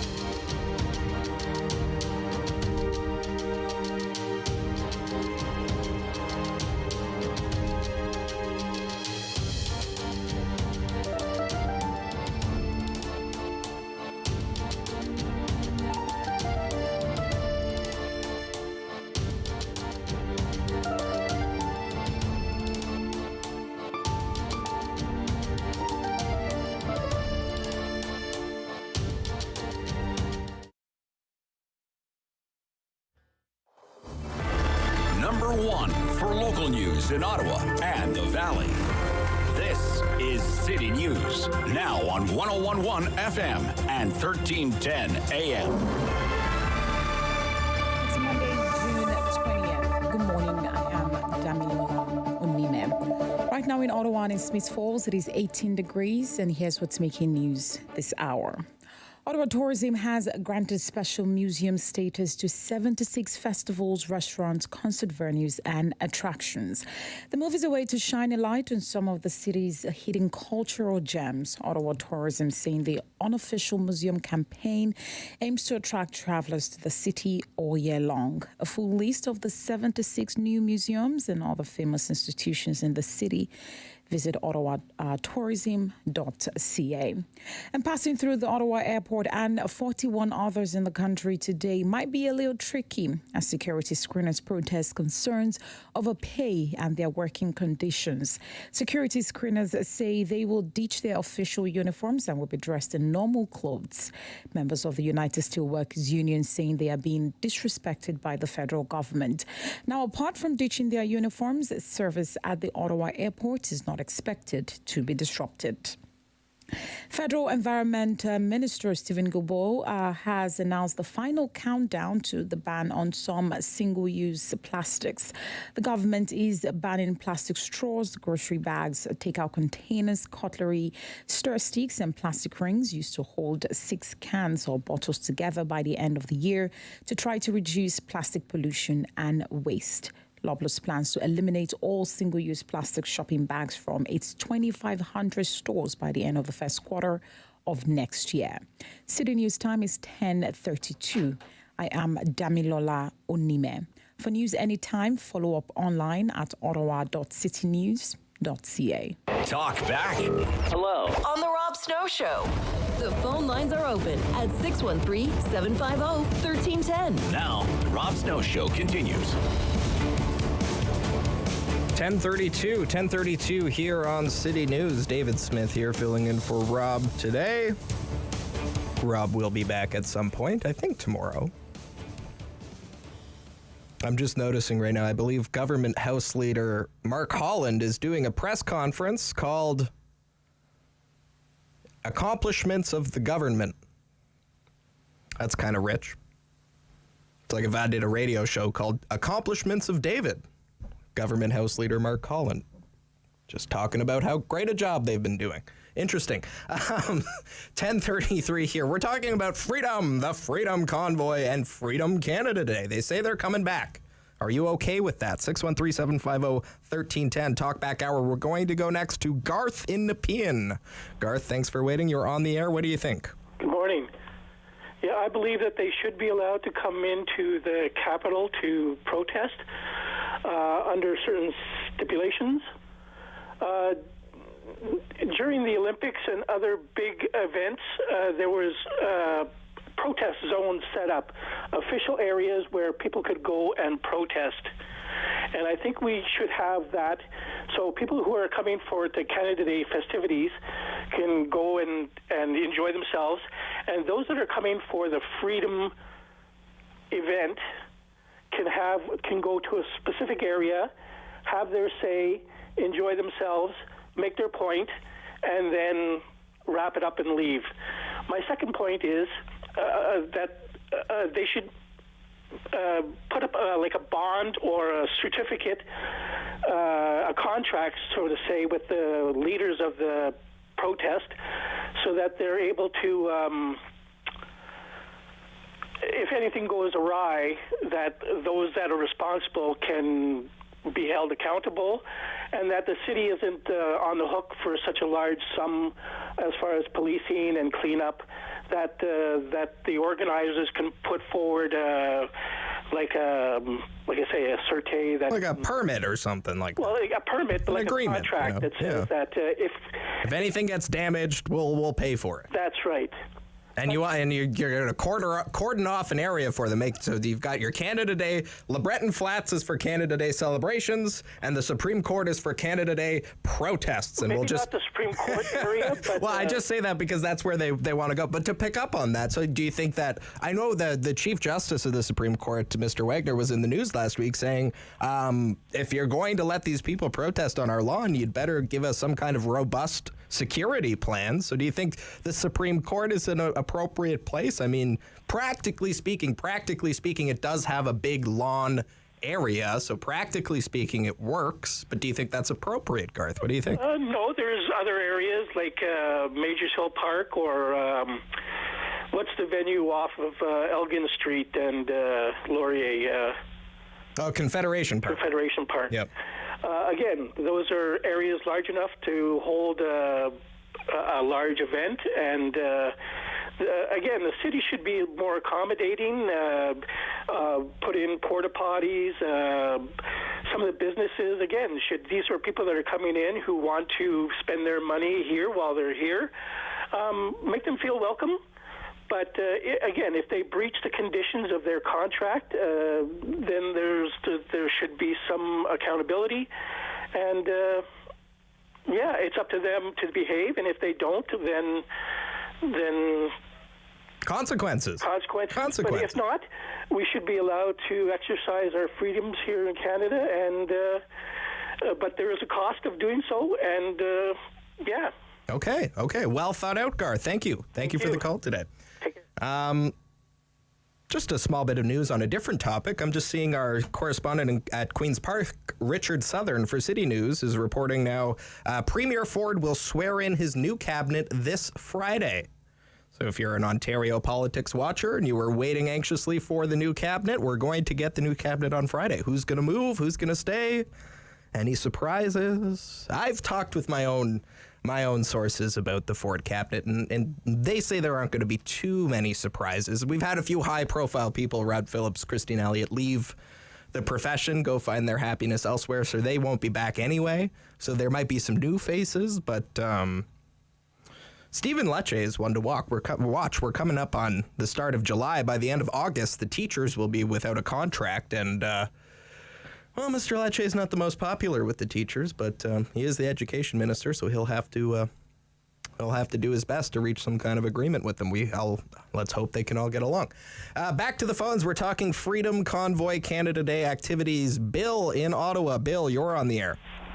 Good morning, Dave. I agree with your previous caller there. I think that they should have to obey the law, and the city should not suspend the enforcement of laws just because they want to protest in the name of freedom. Freedom is not you're not free to be indifferent to the consequences your actions have on other people. I think that lady that said that the Ukraine is a good example is perfectly right. We're free from unjust oppression, and but you're not free to impose yourself on other people. Sure. So you would be fine with it, but so long as it was properly organized and the city and the police took some kind of proactive measures, not sort of the free-for-all that we saw last time where everybody drove their trucks in and parked and said, we're not leaving, and then they didn't leave. Oh, we lost Bill. I don't know if he was done talking or not. Bill, we lost you. I'm sorry. That's the way it goes sometimes. Moving right along. Stephen in Nova Scotia. Stephen? Hello. How's she going? It's going fine, Stephen. Why are you calling? Why are you from Nova Scotia? Why? Why are you in Nova Scotia? No, I was going to say, why are you listening? Listen, nothing bad against Nova Scotia. Are you from there, or are you just visiting there? No, I'm from Nova Scotia. Oh, I lived in Ottawa for a couple years. Oh, okay, gotcha. Right downtown, and so I do have an interest. When the Freedom Convoy started last summer, you're a stakeholder. We'll call you a stakeholder for today, Stephen. Stephen, the Ottawa transplant on the East Coast. So what do you think, Steve? What do you think about this Freedom Convoy business? I mean, look, back to the Freedom Convoy of last summer, or sorry, not summer, February, whatever it was. I just want to point out something that it seems like no one brought up. Everyone seems to have a pretty good opinion on this. No one seems like way out of line. All your callers, so that's nice. So far, it's been a pretty agreeable bunch. Yeah. I agree that all protests should be basically treated the same. You know, that's my overlying look at things. But I wanted to point out, though, that when I was watching, the beautiful thing about the Freedom Convoy this past February was that there was 24, maybe more people live streaming it constantly, right? Yeah. Down on the ground. So some of us watched it day and night. We were kind of enthralled. Like some people were with the Johnny Depp trial recently. You know, I was enthralled with the Freedom Convoy, and I watched obviously not every minute, but I watched a lot of live streams of what was going on in Ottawa there. And then I'd see the news and the media and how they reported it, and it was very different, and it was very weird to see how it was spun and how things were kind of said that weren't true in the news. And, you know, it makes you kind of lose faith in the media, you know, a little bit, and that's a problem. I think that week, especially the last week, did a number on trust in the news media.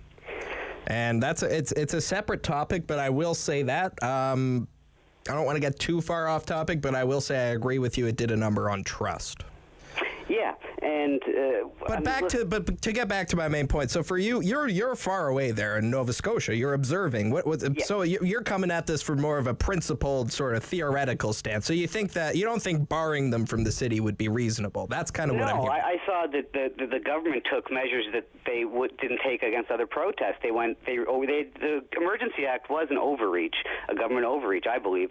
And literally the same day that they had the horses out, there was a pipeline that was blowing up out west. And, you know, when I watched the live streams, we're going into watching the live streams with no preconceived notion of what I had feelings about it. I felt more patriotic those 3 weeks than I had ever felt my whole life. To be honest. Yeah. People say that. Yeah. It certainly it resonates with people. Yeah. I think it really does. Okay. All right, Stephen. Thank you. Thank you, David. Bye-bye. We'll go next to who's been waiting the longest here? Kevin in Gatineau. Kevin in Gatineau, you're on the air.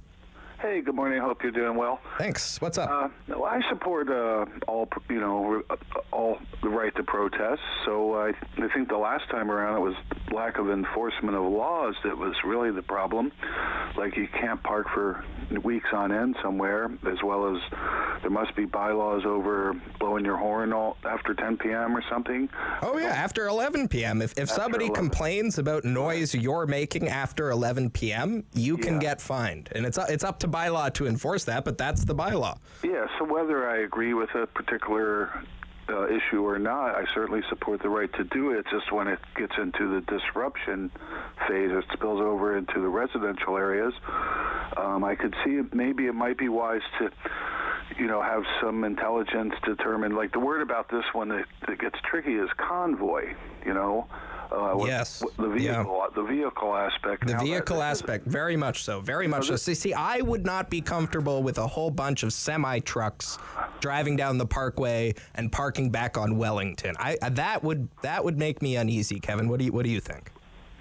Well, yeah, I think Wellington, for one, is closed, so then whether they wind up on Albert or Queen or one of those, and then already there's zillions of people coming for the festivities and the celebration. Oh, yeah, keep in mind, this is Canada Day. If you've been down there on Canada Day, the streets are closed and they're flooded with people. It's that's why it makes me, like, when you mix big crowds of people with large vehicles, that makes me uncomfortable. Yeah, so it might be wise if they can determine if it's a zillion trucks coming again to have to make the drivers at Nicholas off-ramp or wherever show an invoice that, yes, you're doing a delivery, which there probably is not many deliveries on Canada Day to begin with. No, I don't. Well, very little would be open. So that might be wise. Other than that, I'm fine with it. Now, as far as the law, and certainly Supreme Court law, no problem. Even music.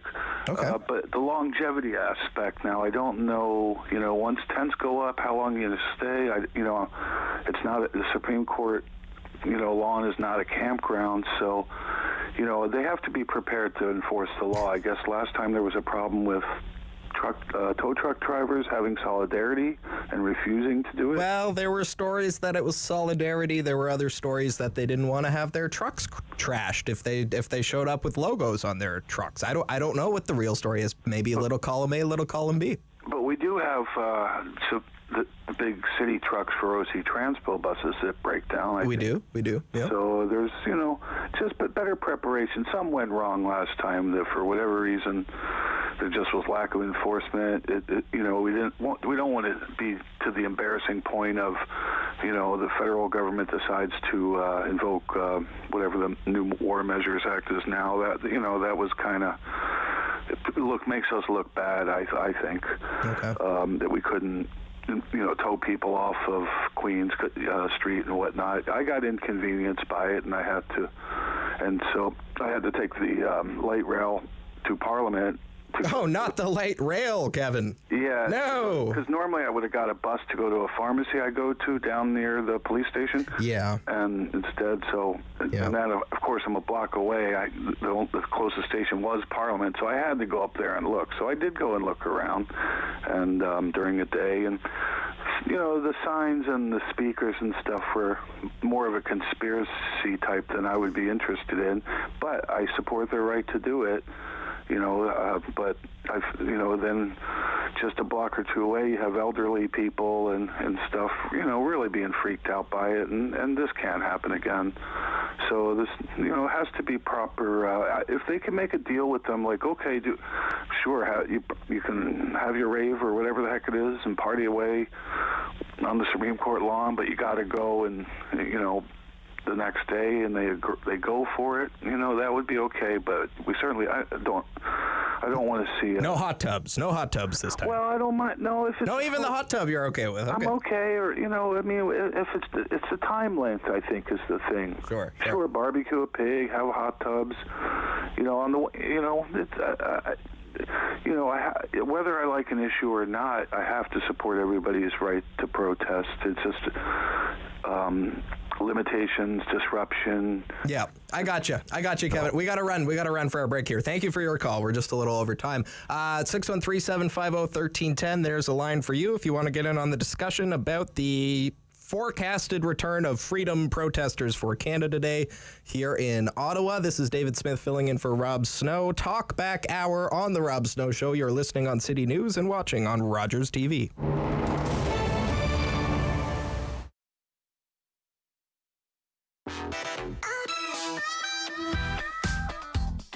It really is a tremendous source of excitement and joy for the theater staff and I to welcome artists finally back to the theaters.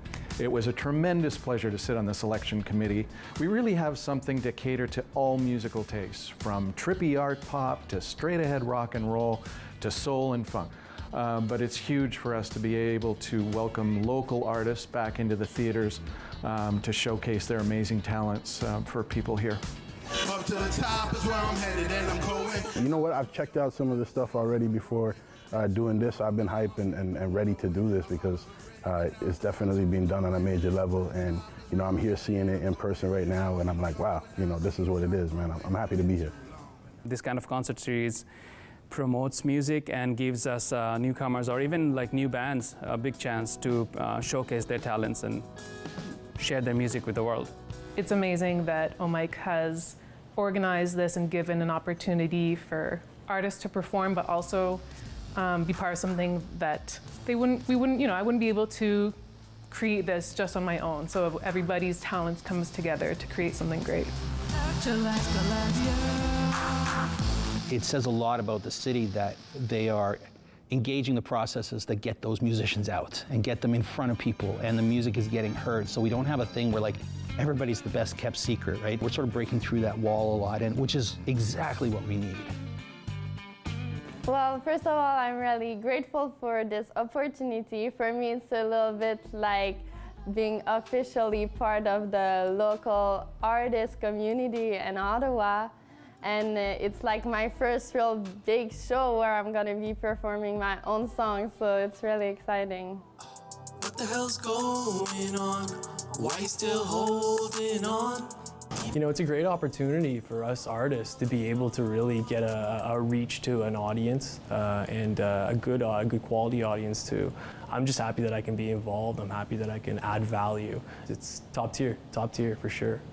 It really is like a dream come true, especially having so many restrictions in the last couple of years, not being able to jam because we couldn't get together, and then to be able to do it in a beautiful venue like this with the seats in the background and just the whole entourage of it, and really feeling like we're able to put on a real show for the first time in a long time. It's just fantastic. It really is great.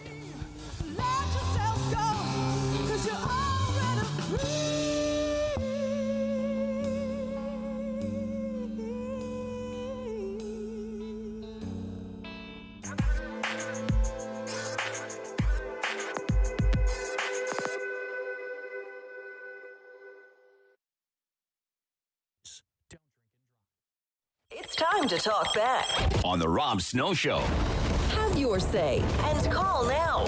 613-750-1310. And it's the final quarter. They're coming down the stretch. David here filling in for Rob Snow on the Rob Snow Show today. Rob couldn't make it to work today. David Smith here. Regular listeners, you'll know me. If you're new, I'm usually the producer of the show.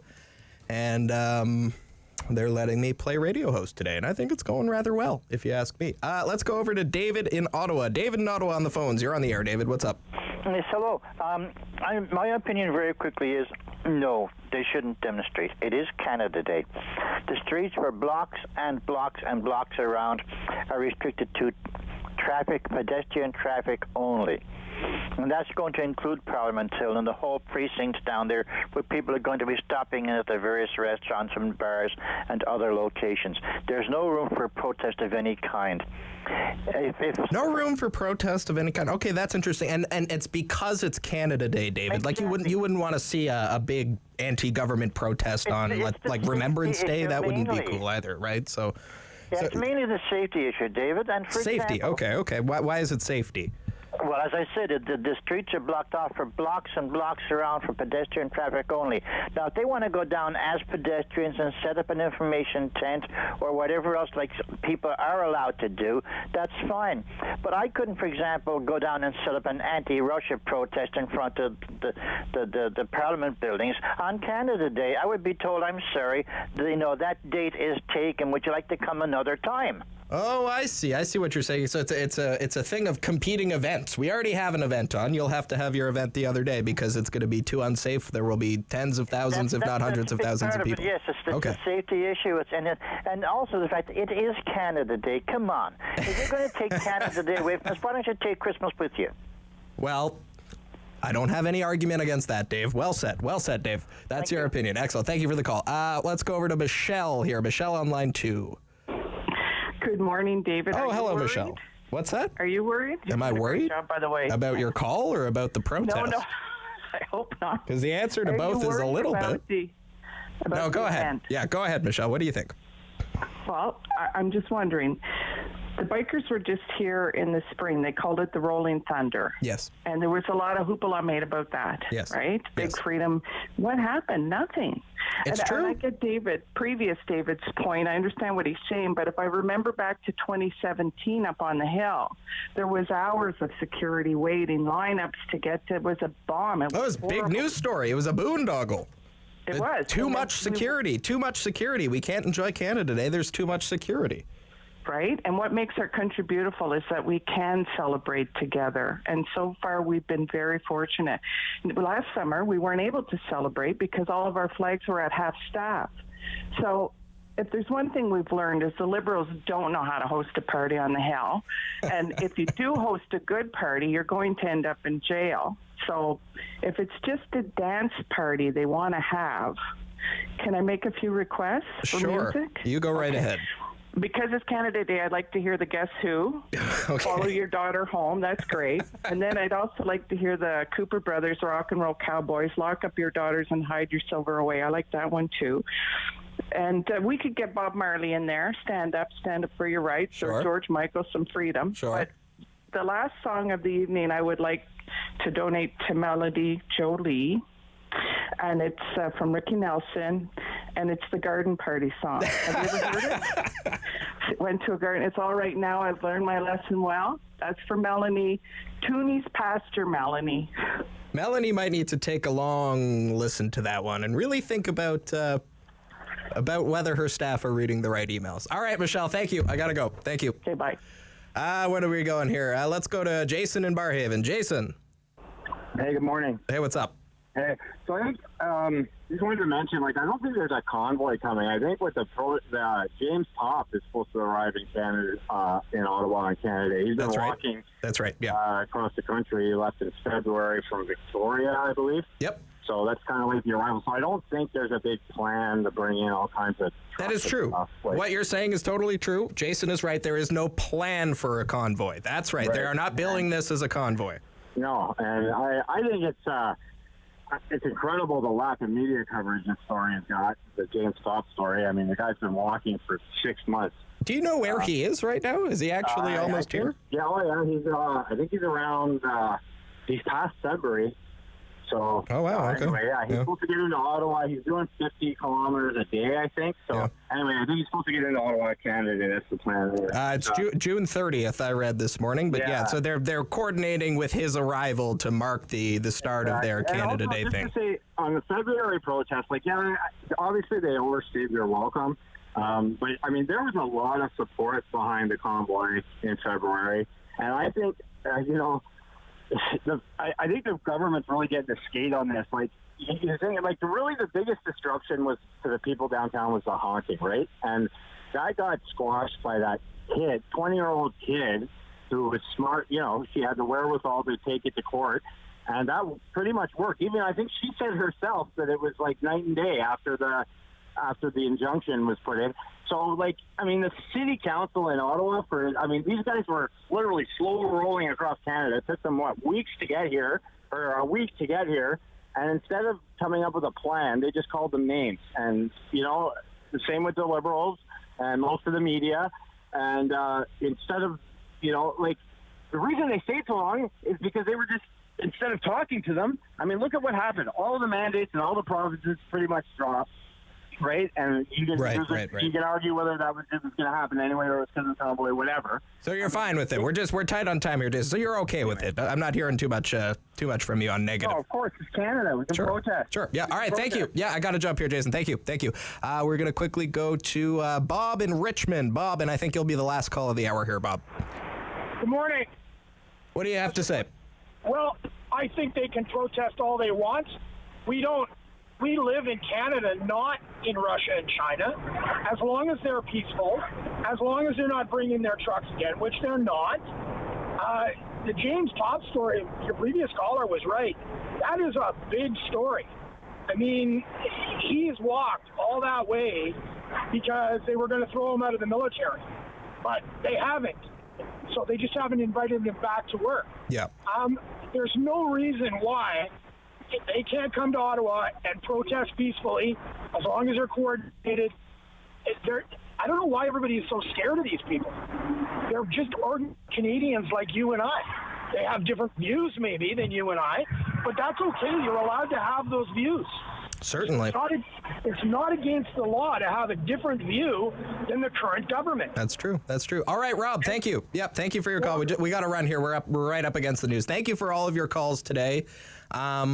Maybe have more to say on that later in the week. It's something we'll be watching for sure, but a pretty good consensus there today, so long as they are respectful, don't bring the big trucks downtown, and they're well organized. A lot of people say that we have a right. You have a right to demonstrate in this country. Nobody's going to argue with that, and if they want to come down and demonstrate, they are able to do so. The law enforcement is well aware that they are on their way. I would point out again, as somebody mentioned, that the second iteration of the convoy, Rolling Thunder, went over pretty smoothly. Police were pretty well prepared. There was a little bit of a confrontation down there on Rideau Street, but nothing like we saw back in February. So fingers crossed that a similar thing may play out here on Canada Day. But thank you for all your calls. This is the Rob Snow Show. David here filling in for Rob. We'll be back right after the 11 o'clock news with my friend Jeffrey Johnston, and we'll talk international affairs and an unfolding humanitarian crisis that you may not have heard about. You're listening on City News and watching on Rogers TV.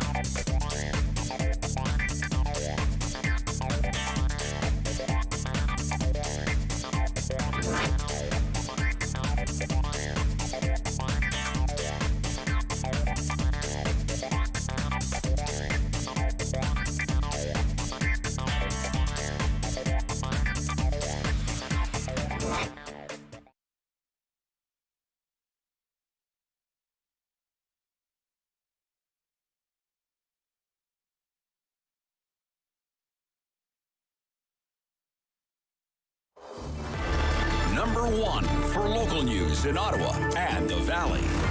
This is City News, now on 101.1 FM and 1310 AM. It's Monday, June 20th. Good morning. I am Damilola Unime. Right now in Ottawa and in Smiths Falls, it is 21 degrees, and here's what's making news in Ottawa and the Valley. The new Central Library construction started in December of 2021, and builders are celebrating setting off the foundation today with stakeholders, including First Nations groups, the City of Ottawa, the federal government, and the Ottawa Public Library Board, embedding small tokens into the foundation. Here's Ottawa Mayor Jim Watson. On behalf of the City of Ottawa, I will contribute the coat of arms of the city, which features many symbols of our region, like rivers and arrows and paddles that represent the first inhabitants of the region. We'll also include a shovel, a symbol of construction that is also featured on our coat of arms. And a word yet on what if there's any new timelines would look like, or if the price tag is going up from the latest estimate of $307 million.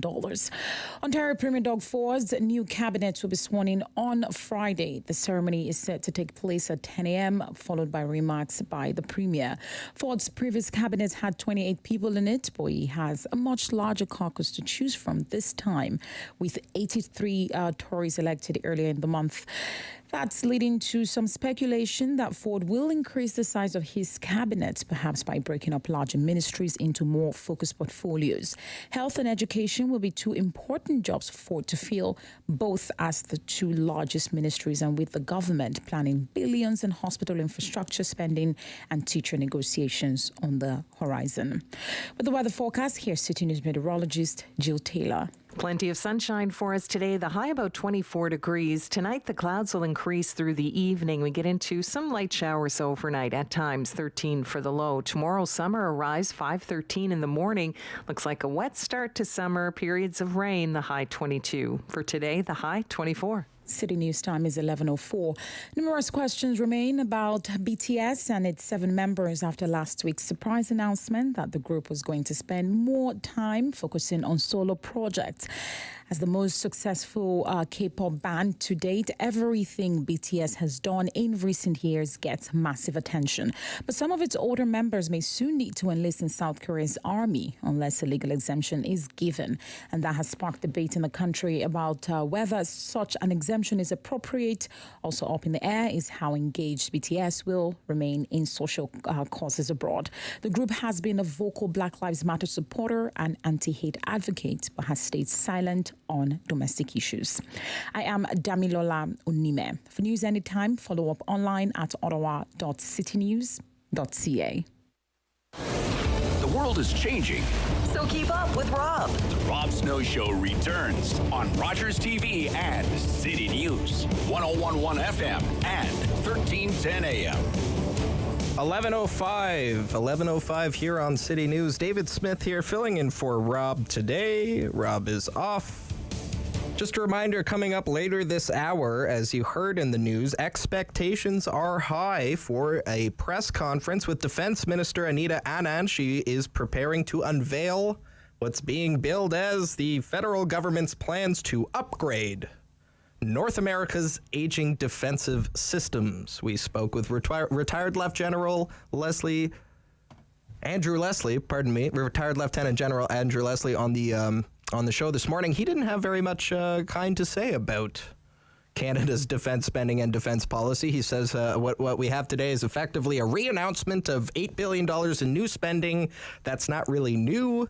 In his opinion, this is just catching up for chronic underfunding over the last several years. So again, around, that press conference should be starting shortly. We're going to join it after the 11:30 news for the question and answer period, because that's when we get the good stuff. That's when the minister's on the hot seat, so that's what we like to pay attention to. So that's coming up on the show after 11:30. Now, we turn our attention to international affairs, and welcome back to the show from the Kingston Whig Standard international affairs columnist, our good friend Jeffrey Johnston. Hello, Jeffrey. Good morning, Dave. You're doing a great job. Thank you very much. Kind of you. So Jeffrey, the last several weeks, you and Rob have been talking about the Horn of Africa, and there's a very serious situation unfolding in the Horn of Africa that many people don't know about. It's not really cracking into the supper time news cycle. So for people just joining the show, can you give us a quick recap on what is the situation with hunger and food security in the Horn of Africa right now? Yes, well, thanks for speaking about this, David. It's really important. This, along with Ukraine crisis, is the top crisis in the world. Right now, according to the United Nations Food and Agricultural Organization, there are hundreds of thousands of people who are in very real danger of starving to death, dying of hunger and malnutrition in the Horn of Africa. The Horn of Africa comprises Ethiopia, Kenya, and Somalia. In 2011, over 260,000 people starved to death in a famine there. So they've had in the Horn of Africa right now 4 consecutive failed rainy seasons. So this is an unprecedented drought, worst in over 40 years. And the next rainy season is projected to fail again. So that means that right now in the Horn of Africa, there are 18.4 million people who are acutely food insecure and at risk of starvation. That number could go up to over 20 million by September. So it's really bad. And it's always important to note, in any famine, when you have mass death, children always make up at least 50% of the ones that die because they're more vulnerable. They're not as resilient when it comes to malnutrition and lack of water. So I really wanted to get to the heart of this, so I contacted Canada's Minister of International Development, Harjit Sajjan, and because he was recently in the Horn of Africa. He's been on this issue, much to his credit, from the very beginning. He knew that the war in Ukraine was going to make things much worse. So you've got the drought in the Horn of Africa caused by climate change, but then you also have this artificial food insecurity crisis caused by the Russian blockade of Ukraine's ports. And now, as we've talked about on this show before, Ukraine is a major agricultural producer. It's known as Europe's breadbasket. So it produces wheat, barley and other grains, and it's the top producer of sunflower oil, which is used in the developing world for cooking. So none of these exports are getting out of Ukraine because Russia has blocked the Black Sea ports. So Ukraine can't export any of it. So that grain's going to go to waste. Now, the world is looking for ways to get that grain out via rail, but the Russians are now attacking the rail system. So what's happening is you've got failed agricultural crops in Africa, and then on top of that you have these artificial price spikes caused by the Russians. So in a place like Ethiopia, food prices have gone up 66%. In Somalia, they've gone up 36%.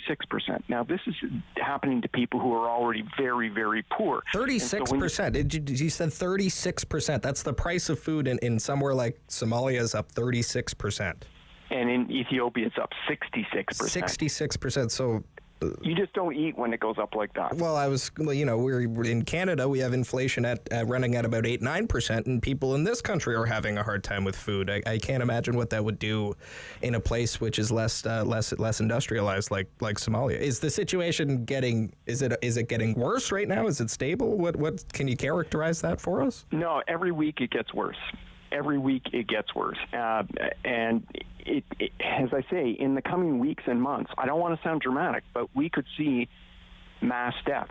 This is the people in the know are really worried about that. So they have a series of classifications, and it's called IP5, and that means actual famine. So there are metrics. So it's malnutrition levels, it's loss of livelihood, and it's also the number of people dying. So there are pockets in Somalia right now which are technically in famine. So right now, 213,000 people are living in a region in Somalia that is actually experiencing famine.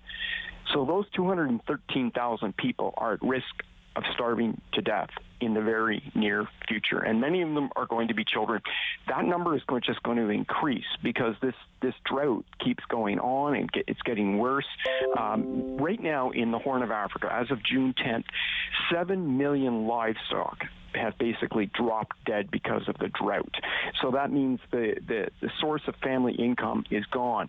But as my newspaper editor said, if the drought is so bad that it's causing the cattle to drop dead, how long will people be able to survive? By the way, this is starting to happen in the United States. We just saw a report over the weekend because they're experiencing a huge heat wave in the States. In Kansas, 2,000 head of cattle just died because of the extreme heat there. So this is a problem that's going to be experienced around the world as climate change intensifies.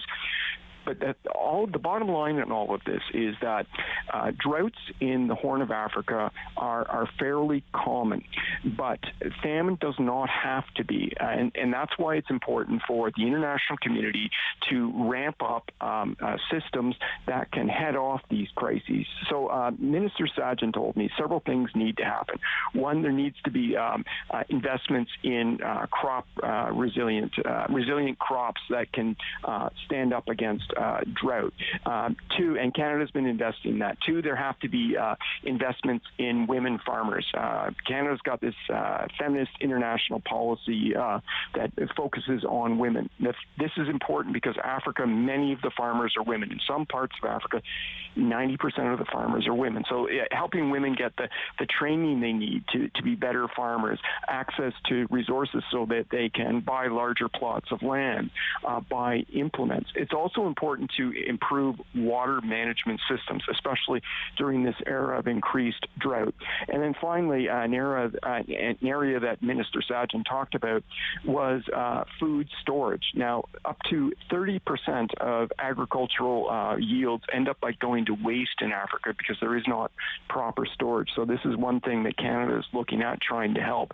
So hopefully if the Canada and the G7 can focus on these issues at the upcoming G7 summit, which will be held this coming weekend in Germany, hopefully the worst of this food crisis can be averted and the entire region won't go into famine and there won't be mass death. But the international response needs to be now. What is the Global Alliance for Food Security? What is that?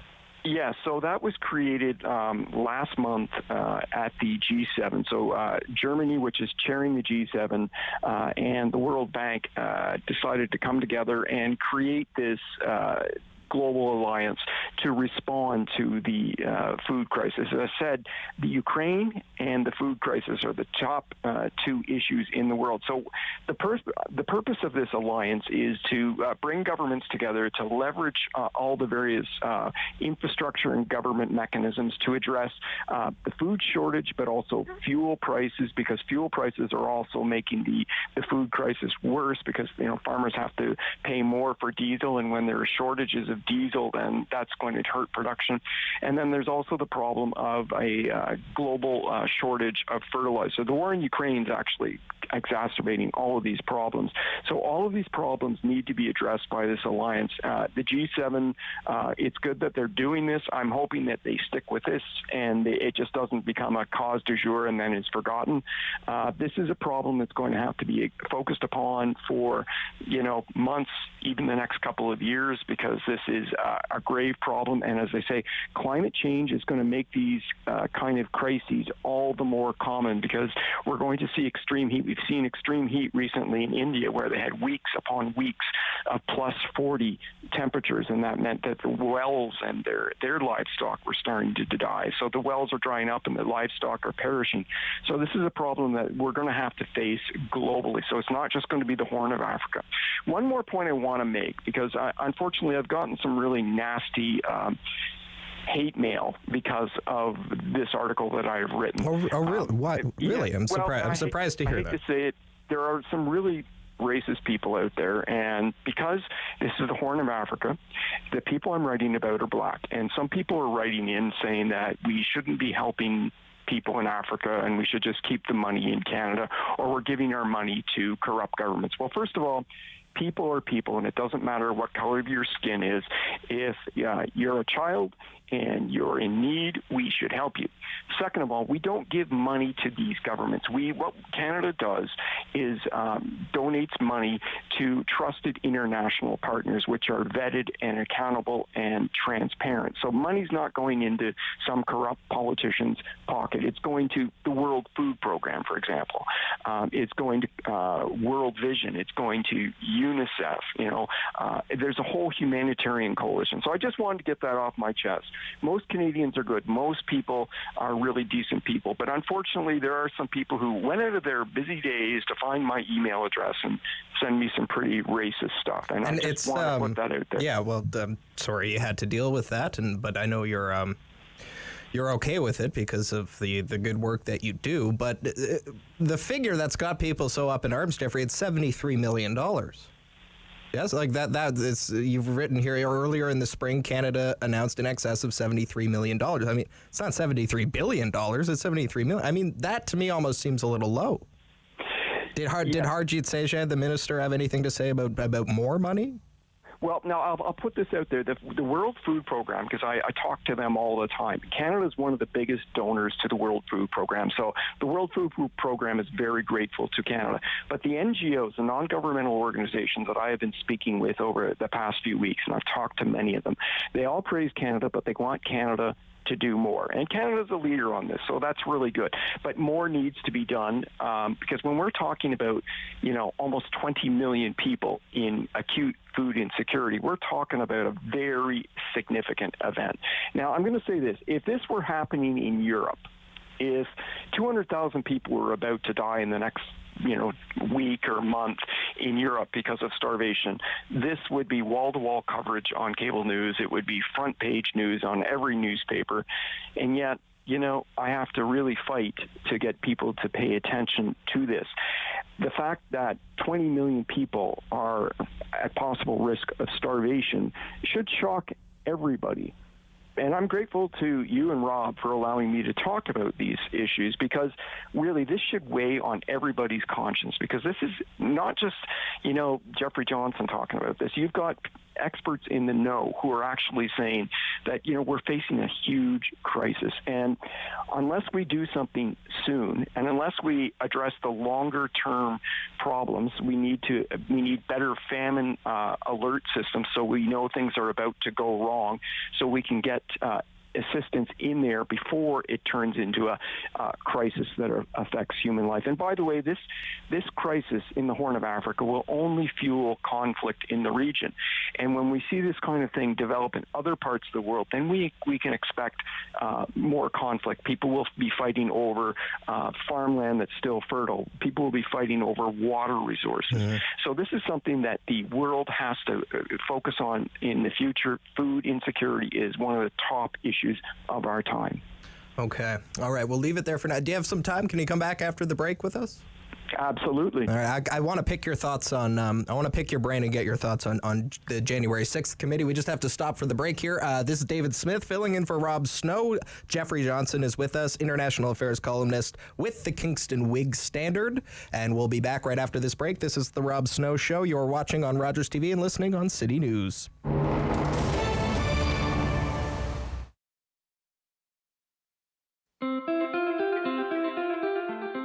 Riding requires attention and focus.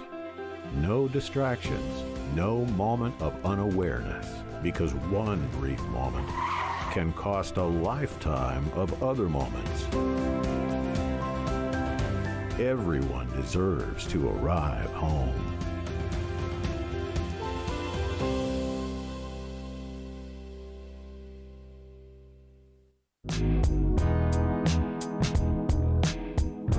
The Maritime provinces are home to some of the oldest settlements in Canadian history. But did you know that one of the first was actually started by black settlers? Take a minute to learn about the rise and untimely fall of Africville. Black people have lived in Nova Scotia since before the founding of Halifax in 1749, but it wasn't until after the American Revolution in the late 1700s and early 1800s that large groups of Black settlers began to arrive in the province, many of whom were former slaves promised freedom and land in Nova Scotia. What they encountered when they arrived, however, was racist treatment by their white neighbors and government officials. This pushed many Black people to build homes on the outskirts of town instead. But despite the area receiving little support from government officials and lacking necessities like functioning sewage systems, access to clean water, and proper garbage disposals, the tight-knit community persevered, and so Africville was born. For more than 150 years, the small community grew, expanding from just a few homes to a population of over 400 people. Everything changed, however, in 1964 when plans for a new bridge and the idea of urban renewal prompted the municipality to set its sights on Africville's land. Instead of investing in the community, officials approved a relocation program that promised free job training and employment assistance to help residents through relocation. But the reality wasn't so kind. Residents had their belongings moved in city dump trucks and homes were demolished immediately after their owners left. Of the 400-plus people living in Africville, only 14 residents held clear legal titles to their land, so the rest were only given $500 with the promise of more social aid in the future. Not much else was actually done to support Africville and its residents until 2001, when a United Nations report called for reparations to be paid to the community. In 2010, Halifax Mayor Peter Kelly apologized for the atrocities against Africville as part of a $4.5 million compensation deal. In 2021, Councillor Lindell Smith put forward a 7-part motion to plan for the future of Africville alongside local organizations and the descendants of former residents. Today, there's a public park and museum where Africville once stood to teach visitors about the history of the land and its community. If you've never heard of Africville, you're not alone. The tragic story of this small Black community in Nova Scotia is not as well known as it should be. Fun.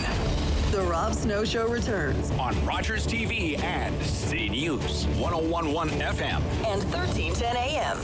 11:23 here on City News. David Smith here, filling in for Rob Snow today, and we have a few minutes left with our guest, Jeffrey Johnston, international affairs columnist for the Kingston Week Standard. And Jeffrey, I would like to pick your brain about the January 6th committee. I saw in the news this morning, and if you haven't seen this, I'm sure you have, but if you haven't, 6 in 10 Americans say Trump should be charged for Jan 6 riot. That's a poll from Ipsos in partnership with ABC News, and that is up. It's at 58%, up from 52% the last time they did the poll back in April before the public hearings of the Jan 6 committee started. So last week we talked a lot with various commentators about, is this going to move the needle? Is it going to move the needle? And there was pretty widespread consensus that no, it's probably not going to move the needle. And yet the needle appears to be moving. What do you think, Jeffrey? Yes.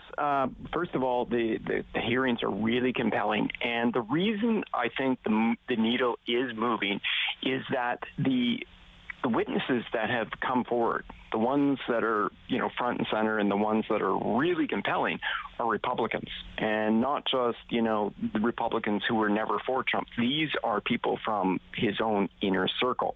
So you had his, bulldog Attorney General Bill Barr, who, did a lot of stuff for Trump that was a bit sketchy. For example, when the Mueller report came out a few years back, he gave a really biased and inaccurate summary of it to set the narrative. So this guy was totally in Trump's corner. And when he had testified, because he gave video testimony, he said that Trump's election claims were BS. He was a little more graphic when he said it.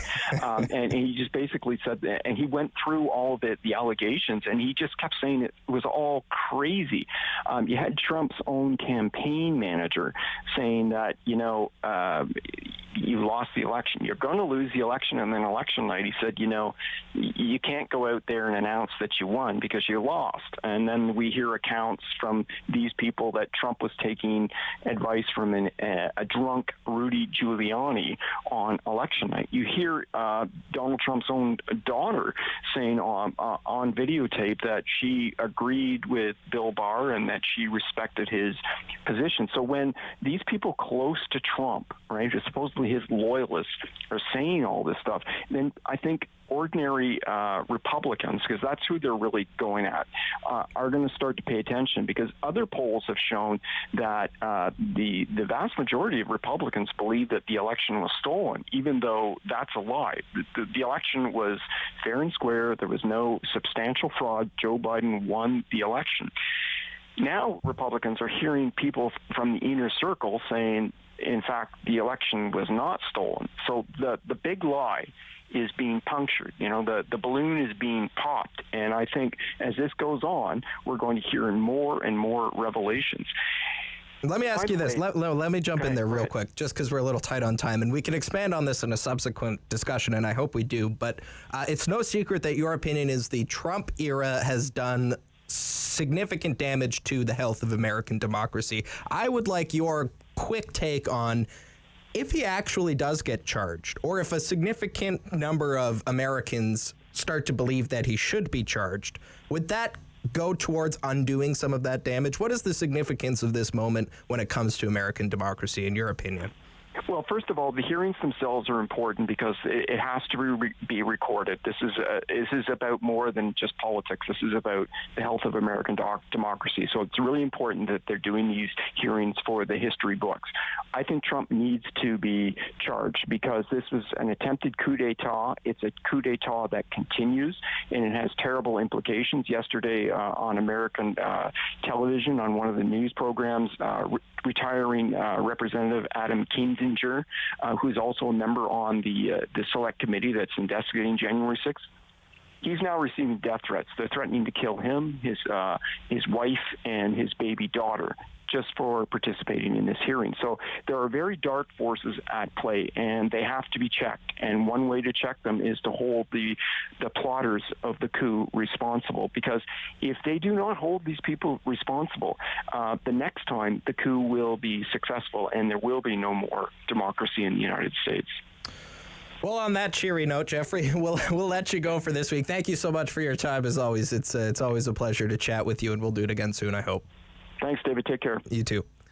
That was Jeffrey Johnson, Kingston Whig Standard, regular contributor on the Rob Snow Show. This is David Smith filling in for Rob this week. When we come back, Defense Minister Anita Anand is outlining how Canada is going to spend about $5 billion in your money to boost our continental defense.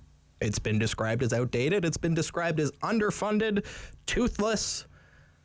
We're going to find out what reporters want to know from the defense minister. We're going to tune into her question and answer period when we come back after the 11:30 news. This is the Rob Snow Show. You're listening on City News and watching on Rogers TV.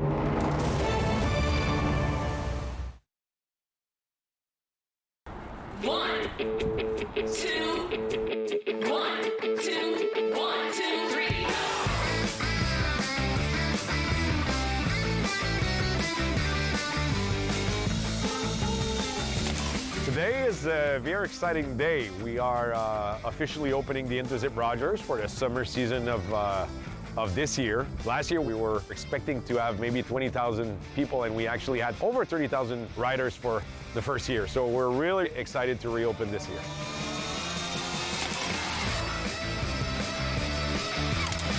That was epic and scary! You have a really different perspective view-wise of the area we're in. So you have a clear view of the Parliament. Obviously you're crossing the river, and of course you're moving from a province to another, which is unique of this zip line. It doesn't exist anywhere else in the world.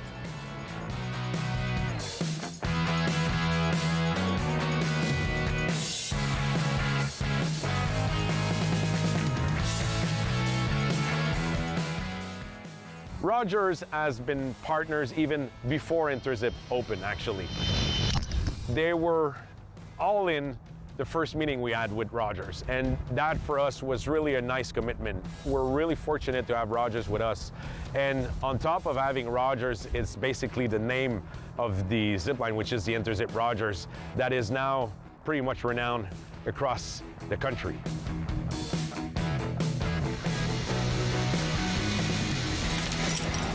Rogers Interzip is a great activity for people who live in or visit the National Capital Region. Get out and have an opportunity to zip across the Ottawa River between Ottawa and Outaouais.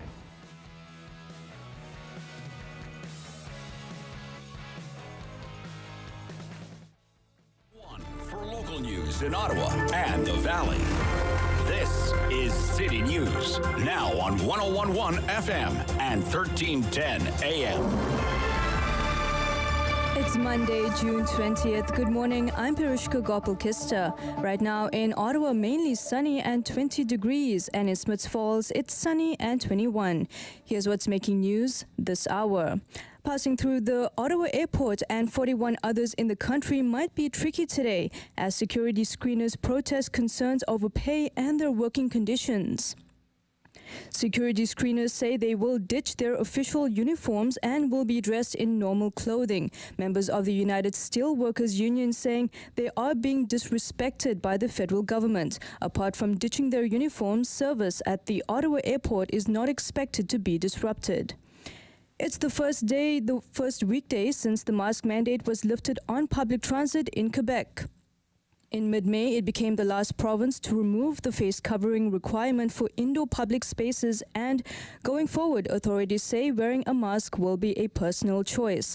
Masks are still mandatory in hospitals, long-term care homes, and other healthcare facilities. The same goes for the province of Ontario. And taking a look at traffic, Sir John A. Macdonald Parkway eastbound on-ramp is closed for construction until November 30th. Scott Street eastbound is closed between Churchill and Tweedsmuir due to LRT construction until Wednesday. Right now in Ottawa, mainly sunny and 20 degrees, and in Smiths Falls, it's 21. I'm Pirishka Gopal-Kista for News Anytime. Follow up online at ottawa.citynews.ca. He's a pillar of community opinion. The Rob Snow Show returns on Rogers TV and City News. 101.1 FM and 1310 AM.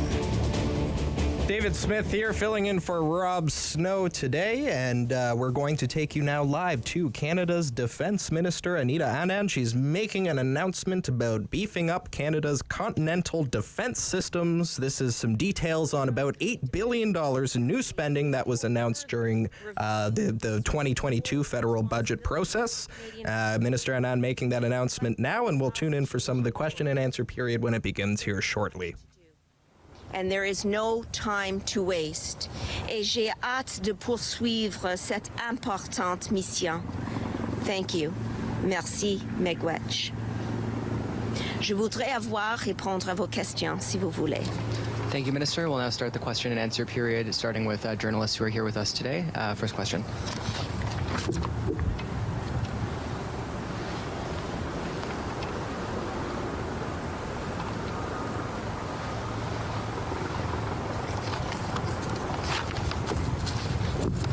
Test.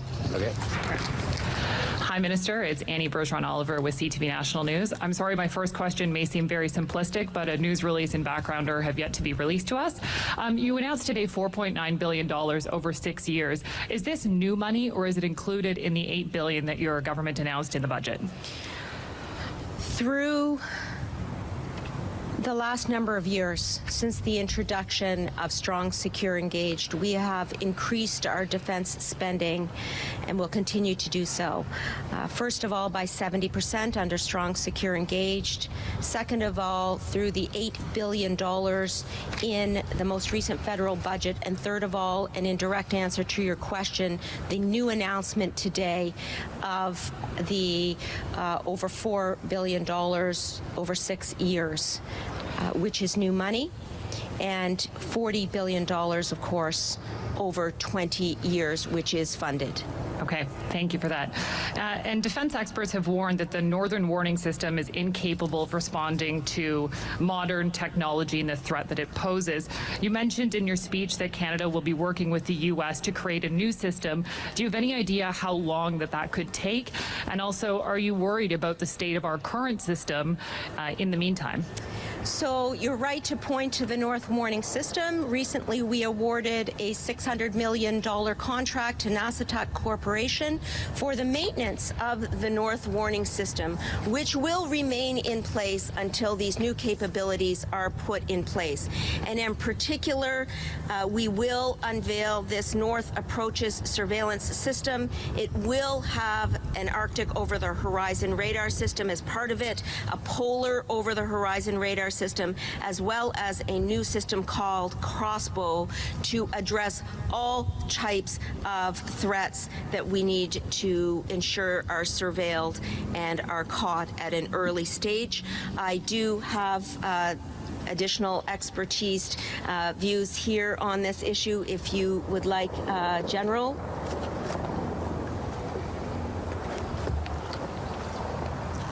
No, thanks for the question, and thanks, Minister. So this is all about sequencing, and the new project, the new system that's coming in is actually a layered system with the various capabilities that the Minister mentioned, but also including the surveillance from space, which is an important aspect from this as well. If you have more detailed technical questions on this, I could turn to General Pelche.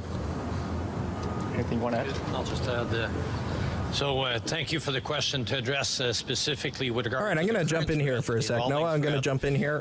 David Smith here, filling in for Rob Snow. I just have to note for you, what we're listening to is a live press event with the Minister of Defense, Anita Anand. She's just announced almost $5 billion in what we have just learned is actually new spending, and we have to wait until the first question is asked at her press conference to learn that, because there's been no technical briefing, there's been no background provided to the news media. And this is exactly what they did with the gun control announcement last week or the week before. They made the press, they held their media event, their press conference live with reporters on live television before tabling the bill, before doing a technical briefing or providing much in the way of background to the news media. So now the parliamentary press galleries out there, all they have to go on is what the minister has said. They're only allowed one question and one follow-up. The only way that they can get any information is by listening to the talking points and then asking questions about the talking points, which result in more talking points. You heard the first question there from the CTV reporter, is this new spending or not new spending? And I was looking at the clock. It took the minister 40 seconds of, well, this is in continuation with our efforts to protect Canadians. An answer to your question, she went through 30, 40 seconds of talking points before answering a straightforward yes or no question. In my opinion, and I have to take advantage of my platform here to say so, that is an absolutely shameful way to make a major spending announcement. You give the media a technical briefing, a piece of paper, a background or something before you go up there. Otherwise, you're forcing them to repeat your talking points. What are you so afraid of, Minister Anand? If this is new spending, if your government is really committed to this file, why are you afraid to tell the media what it is you're doing before you make them ask you questions? We'll go back to that now, but I don't anticipate anything too interesting coming out of it because we don't even know what they're talking about. But hey. Il y a déjà eu plus just a $5 billion announcement. Entre l'équipe de recherche nationale ici au Canada, de même que les laboratoires de recherche aux États-Unis. Une recherche qui a été élaborée en collaboration entre les deux pays afin de faire avancer la technologie reliée au radar transhorizon. Je pense que c'est important de le mentionner en anglais. Over the Horizon radar is not a new thing. It has been a capability that has been fielded. However, we're looking at the next generation of over-the-horizon radar capability and that has been advanced through the collaborative work of both the RDC in Canada and the research lab in the U.S. Over the last 5 years. So we're almost at the point where we can actually field capabilities in replacement of the North Warning System. Thank you. Next question, question. Morning, Evan Dyer, CBC News. I'm just wondering about the new generation of missiles, hypersonic cruise missiles, hypersonic glide missiles, but also submarine-launched missiles. Those don't necessarily have to come over the pole. They can come from off the eastern seaboard of the Pacific, all kinds of directions. How does Canada intend to deal with those kinds of threats? Okay, thank you, Evan. And once again, I'll start off and then hand it over to the generals. As our threats evolve, so must our defensive capabilities. And what we aim to do with this announcement today is to ensure that we across the board are engaging in the most significant and relevant upgrade to Canadian Norad capabilities in almost 4 decades. With that foundation, let me say that the new system of sensors that will comprise the Northern Approaches surveillance system that I just described essentially push our line of sight further north, ensuring that we will be able to respond to fast-moving threats like hypersonics, like the number of different types of missiles that you mentioned in your question, and that are being introduced into the security environment seemingly on a monthly basis. And the idea behind our approach here is to take a very broad-based brush and say that we need to understand that missile defense has to be integrated.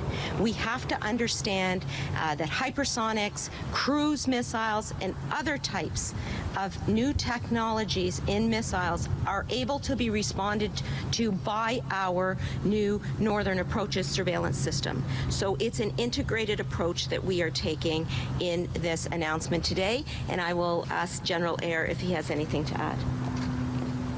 Hey, Evan, I'll make all right, we have to leave that. David Smith here, filling in for Rob Snow on the Rob Snow Show today. Boy, that was some heavy stuff. Intercontinental ballistic missiles, evolving threats. She said there are new threats being introduced almost constantly. Almost constantly, new threats being introduced to Canadian sovereignty. You know, government's been in power for 7 years, never heard of any of these threats until today. The minister does not seem particularly well prepared to answer questions on this file today. But again, it's just $4 billion. But hey. Coming up next on the show, we're going to refocus on some local issues here, specifically disaster preparedness, emergency preparedness, and response.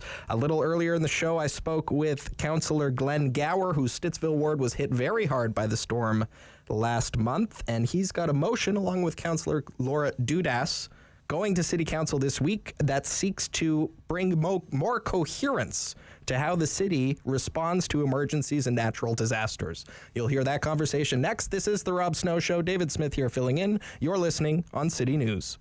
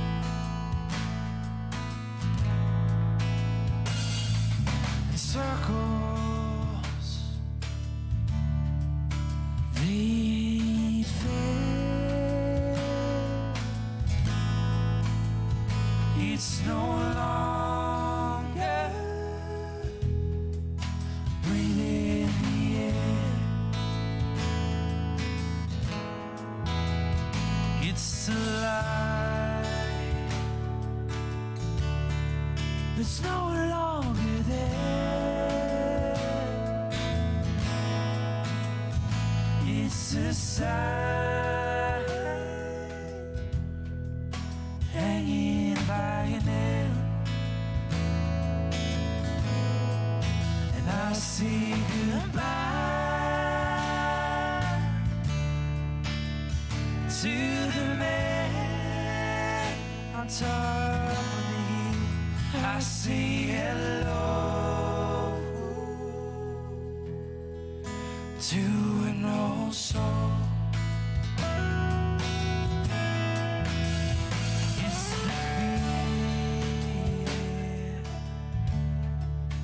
of laying still.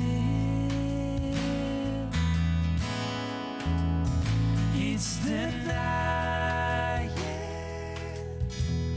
what is fake and what is real. It's the heart of letting go. It's the sun that rises from the west shore. I say goodbye to the man on top of the hill. I say hello. Of community opinion.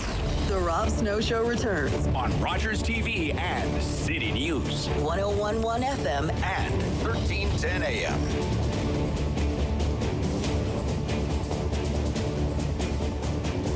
Welcome back to the show, Rob Snow Show, 9/18, Monday, June 20th. I am not Rob Snow. Rob was tied up today, so this is David Smith here, usually the producer of the show, getting to sit in the big chair this morning.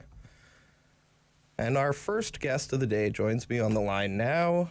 If Noah can put Mr. Gower on the air, because I don't know how this computer system works. Oh, there we go. Counselor. Good morning, David. You've got a busy day today. You texted me at about 6:30 in the morning, I think, about coming on. So producing and hosting, good job. Yeah, well, that's just about lunchtime for people who do morning radio, Counselor. You know that. Thank you so much for taking the time and for agreeing to speak with me on the show today. I know I told you you'd be chatting with Rob, but he's tied up today, so thank you. Listen, I want to get right into it here. So this motion you've brought, or you will be bringing along with Deputy Mayor and Councillor Norad to the Wednesday council meeting this week.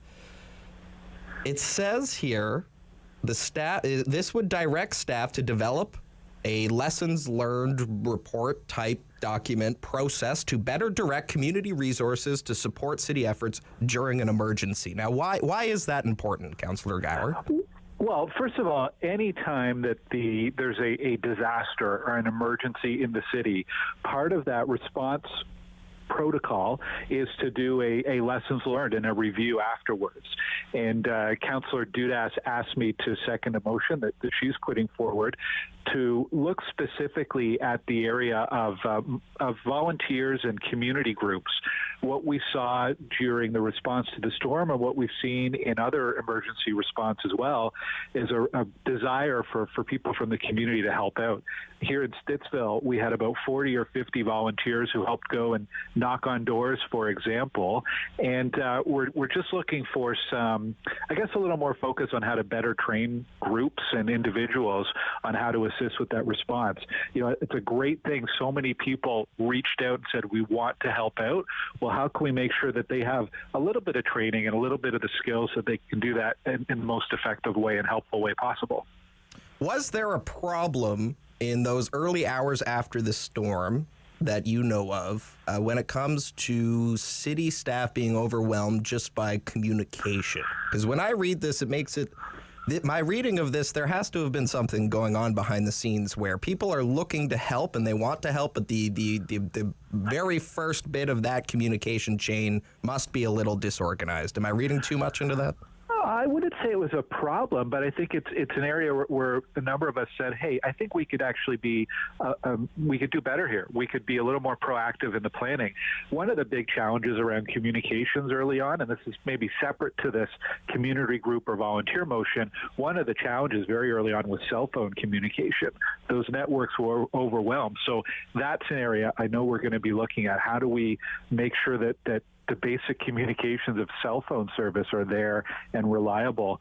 One thing I'm looking at for Stittsville in particular, we've already established a volunteer email list where we can reach out to people, but that's not necessarily available to people when there's an internet outage and a power outage. So, is there a better way that we can organize people and have some phone numbers of dedicated and committed volunteers that we could reach out to for assistance? So just looking at things like that, what haven't we thought of, or what did this storm show us that we hadn't realized before so that we can respond better should something like this happen again? Why is it that it takes a motion at City Council for that to happen? Why is that not happening automatically? Well, it would have happened automatically. Like, as I mentioned, part of the protocol for an emergency response is to do that review. This was something important to Councillor Dudas and Councillor and myself and others as well. We just wanted to signal this is a specific area where we really want to focus that review on. So, just making sure that that's top of mind when we do that that post-mortem of the event. Right. City Councillor Glenn Gower is here with me. Stittsville Ward City Councillor David Smith here, filling in for Rob Snow. This is the Rob Snow Show on City News. Councillor Gower, how are things in your neighborhood right now? I understand that power should be back on to everybody. Is that the case? Yes, that's right. Power's been back on. I think there was a school and a church in the community center that were out past about a dozen days, but that's all looked after now. Right now, it's a lot of response still in city parks and pathways, still some city trees that have fallen in people's backyards. It's an ongoing process to get those removed. That's still going to take a few weeks to complete, but all of the hazardous or dangerous situations like trees that might have been blocking a path or trees that might be in danger of falling in a public space, that's all been looked after. So it's just that hard work of the ongoing removal of a lot of the debris from public spaces and also curbside pickup as well. That's continuing. The reason I ask about hydro and the situation right now is there is also another motion on the agenda for council this week from your colleague, Councillor King, seconded by Councillor Brockington, about they would like to see the mayor write to the CEO of Hydro One, and they would like Bryce Conrad and his team to come up with an action plan. Basically, there are several recommendations here, but basically to establish a some kind of formalized reporting system to better inform people about outages, specifically when it comes to Hydro Ottawa's grid in the city of Ottawa. And I remember from doing the live coverage at the time during that storm, that was probably the single most frustrating piece for residents. They understood that the utility was working very hard to get things reconnected, but the lack of a street-by-street or even ward-by-ward update was really frustrating to a lot of people. So what do you think about this idea of having Hydro Ottawa come up with a new kind of tool rather than just the outage map online to inform people, especially during a mass outage situation? Yeah, well, it seems pretty clear to me that outage map is best or was designed for typical outages that we have, right? The small outages that might occur for every once in a while for whatever reason, not for a widespread outage like the one we saw. We're actually going to have Hydro at Council on Wednesday. They're doing their annual report.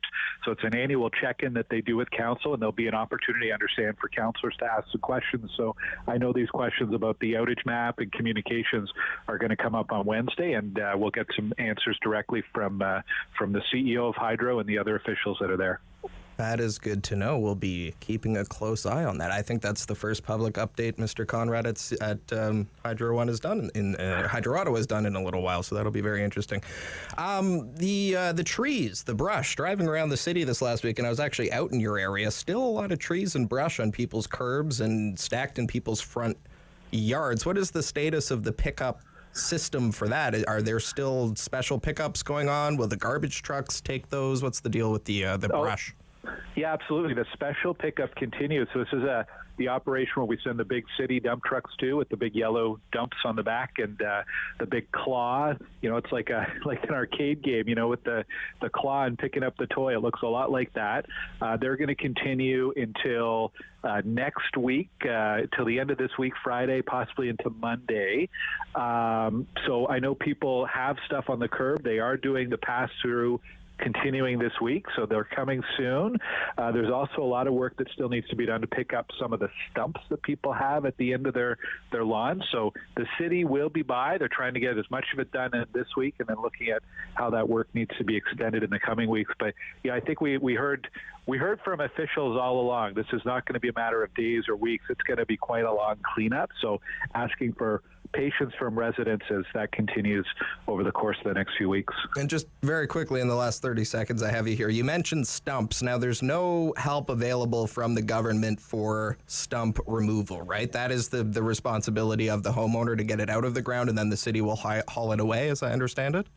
Typically, yes, unless it's a city tree. Okay, so if it's a city tree, say in that little strip of grass on the median between your house and the the road or whatever, and there's a big stump there and it's half pulled over, it's sticking out and it's ugly, the city arbory crews will be dealing with that at some point when they're able.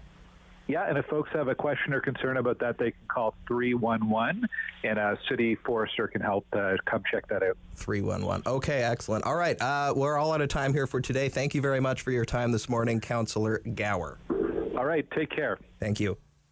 That was Councillor Glenn Gower, Stittsville area councillor, one of the hardest hit neighborhoods in the storm last month. He'll have a motion at City Council on Wednesday talking about whether or not the city is adequately training community organizations and coordinating with them when it comes to the aftermath of an emergency like that. Could we be doing a better job engaging people like the Food Bank or the Ottawa Mission or the Salvation Army when it comes to providing relief to citizens that the government can't provide in the aftermath of an emergency, a natural disaster? 9:28 here on City News. David Smith here filling in for Rob Snow. Don't go anywhere. Coming up after the break, we will get a sense today from the Federal Defense Minister, Anita Anand, about the future.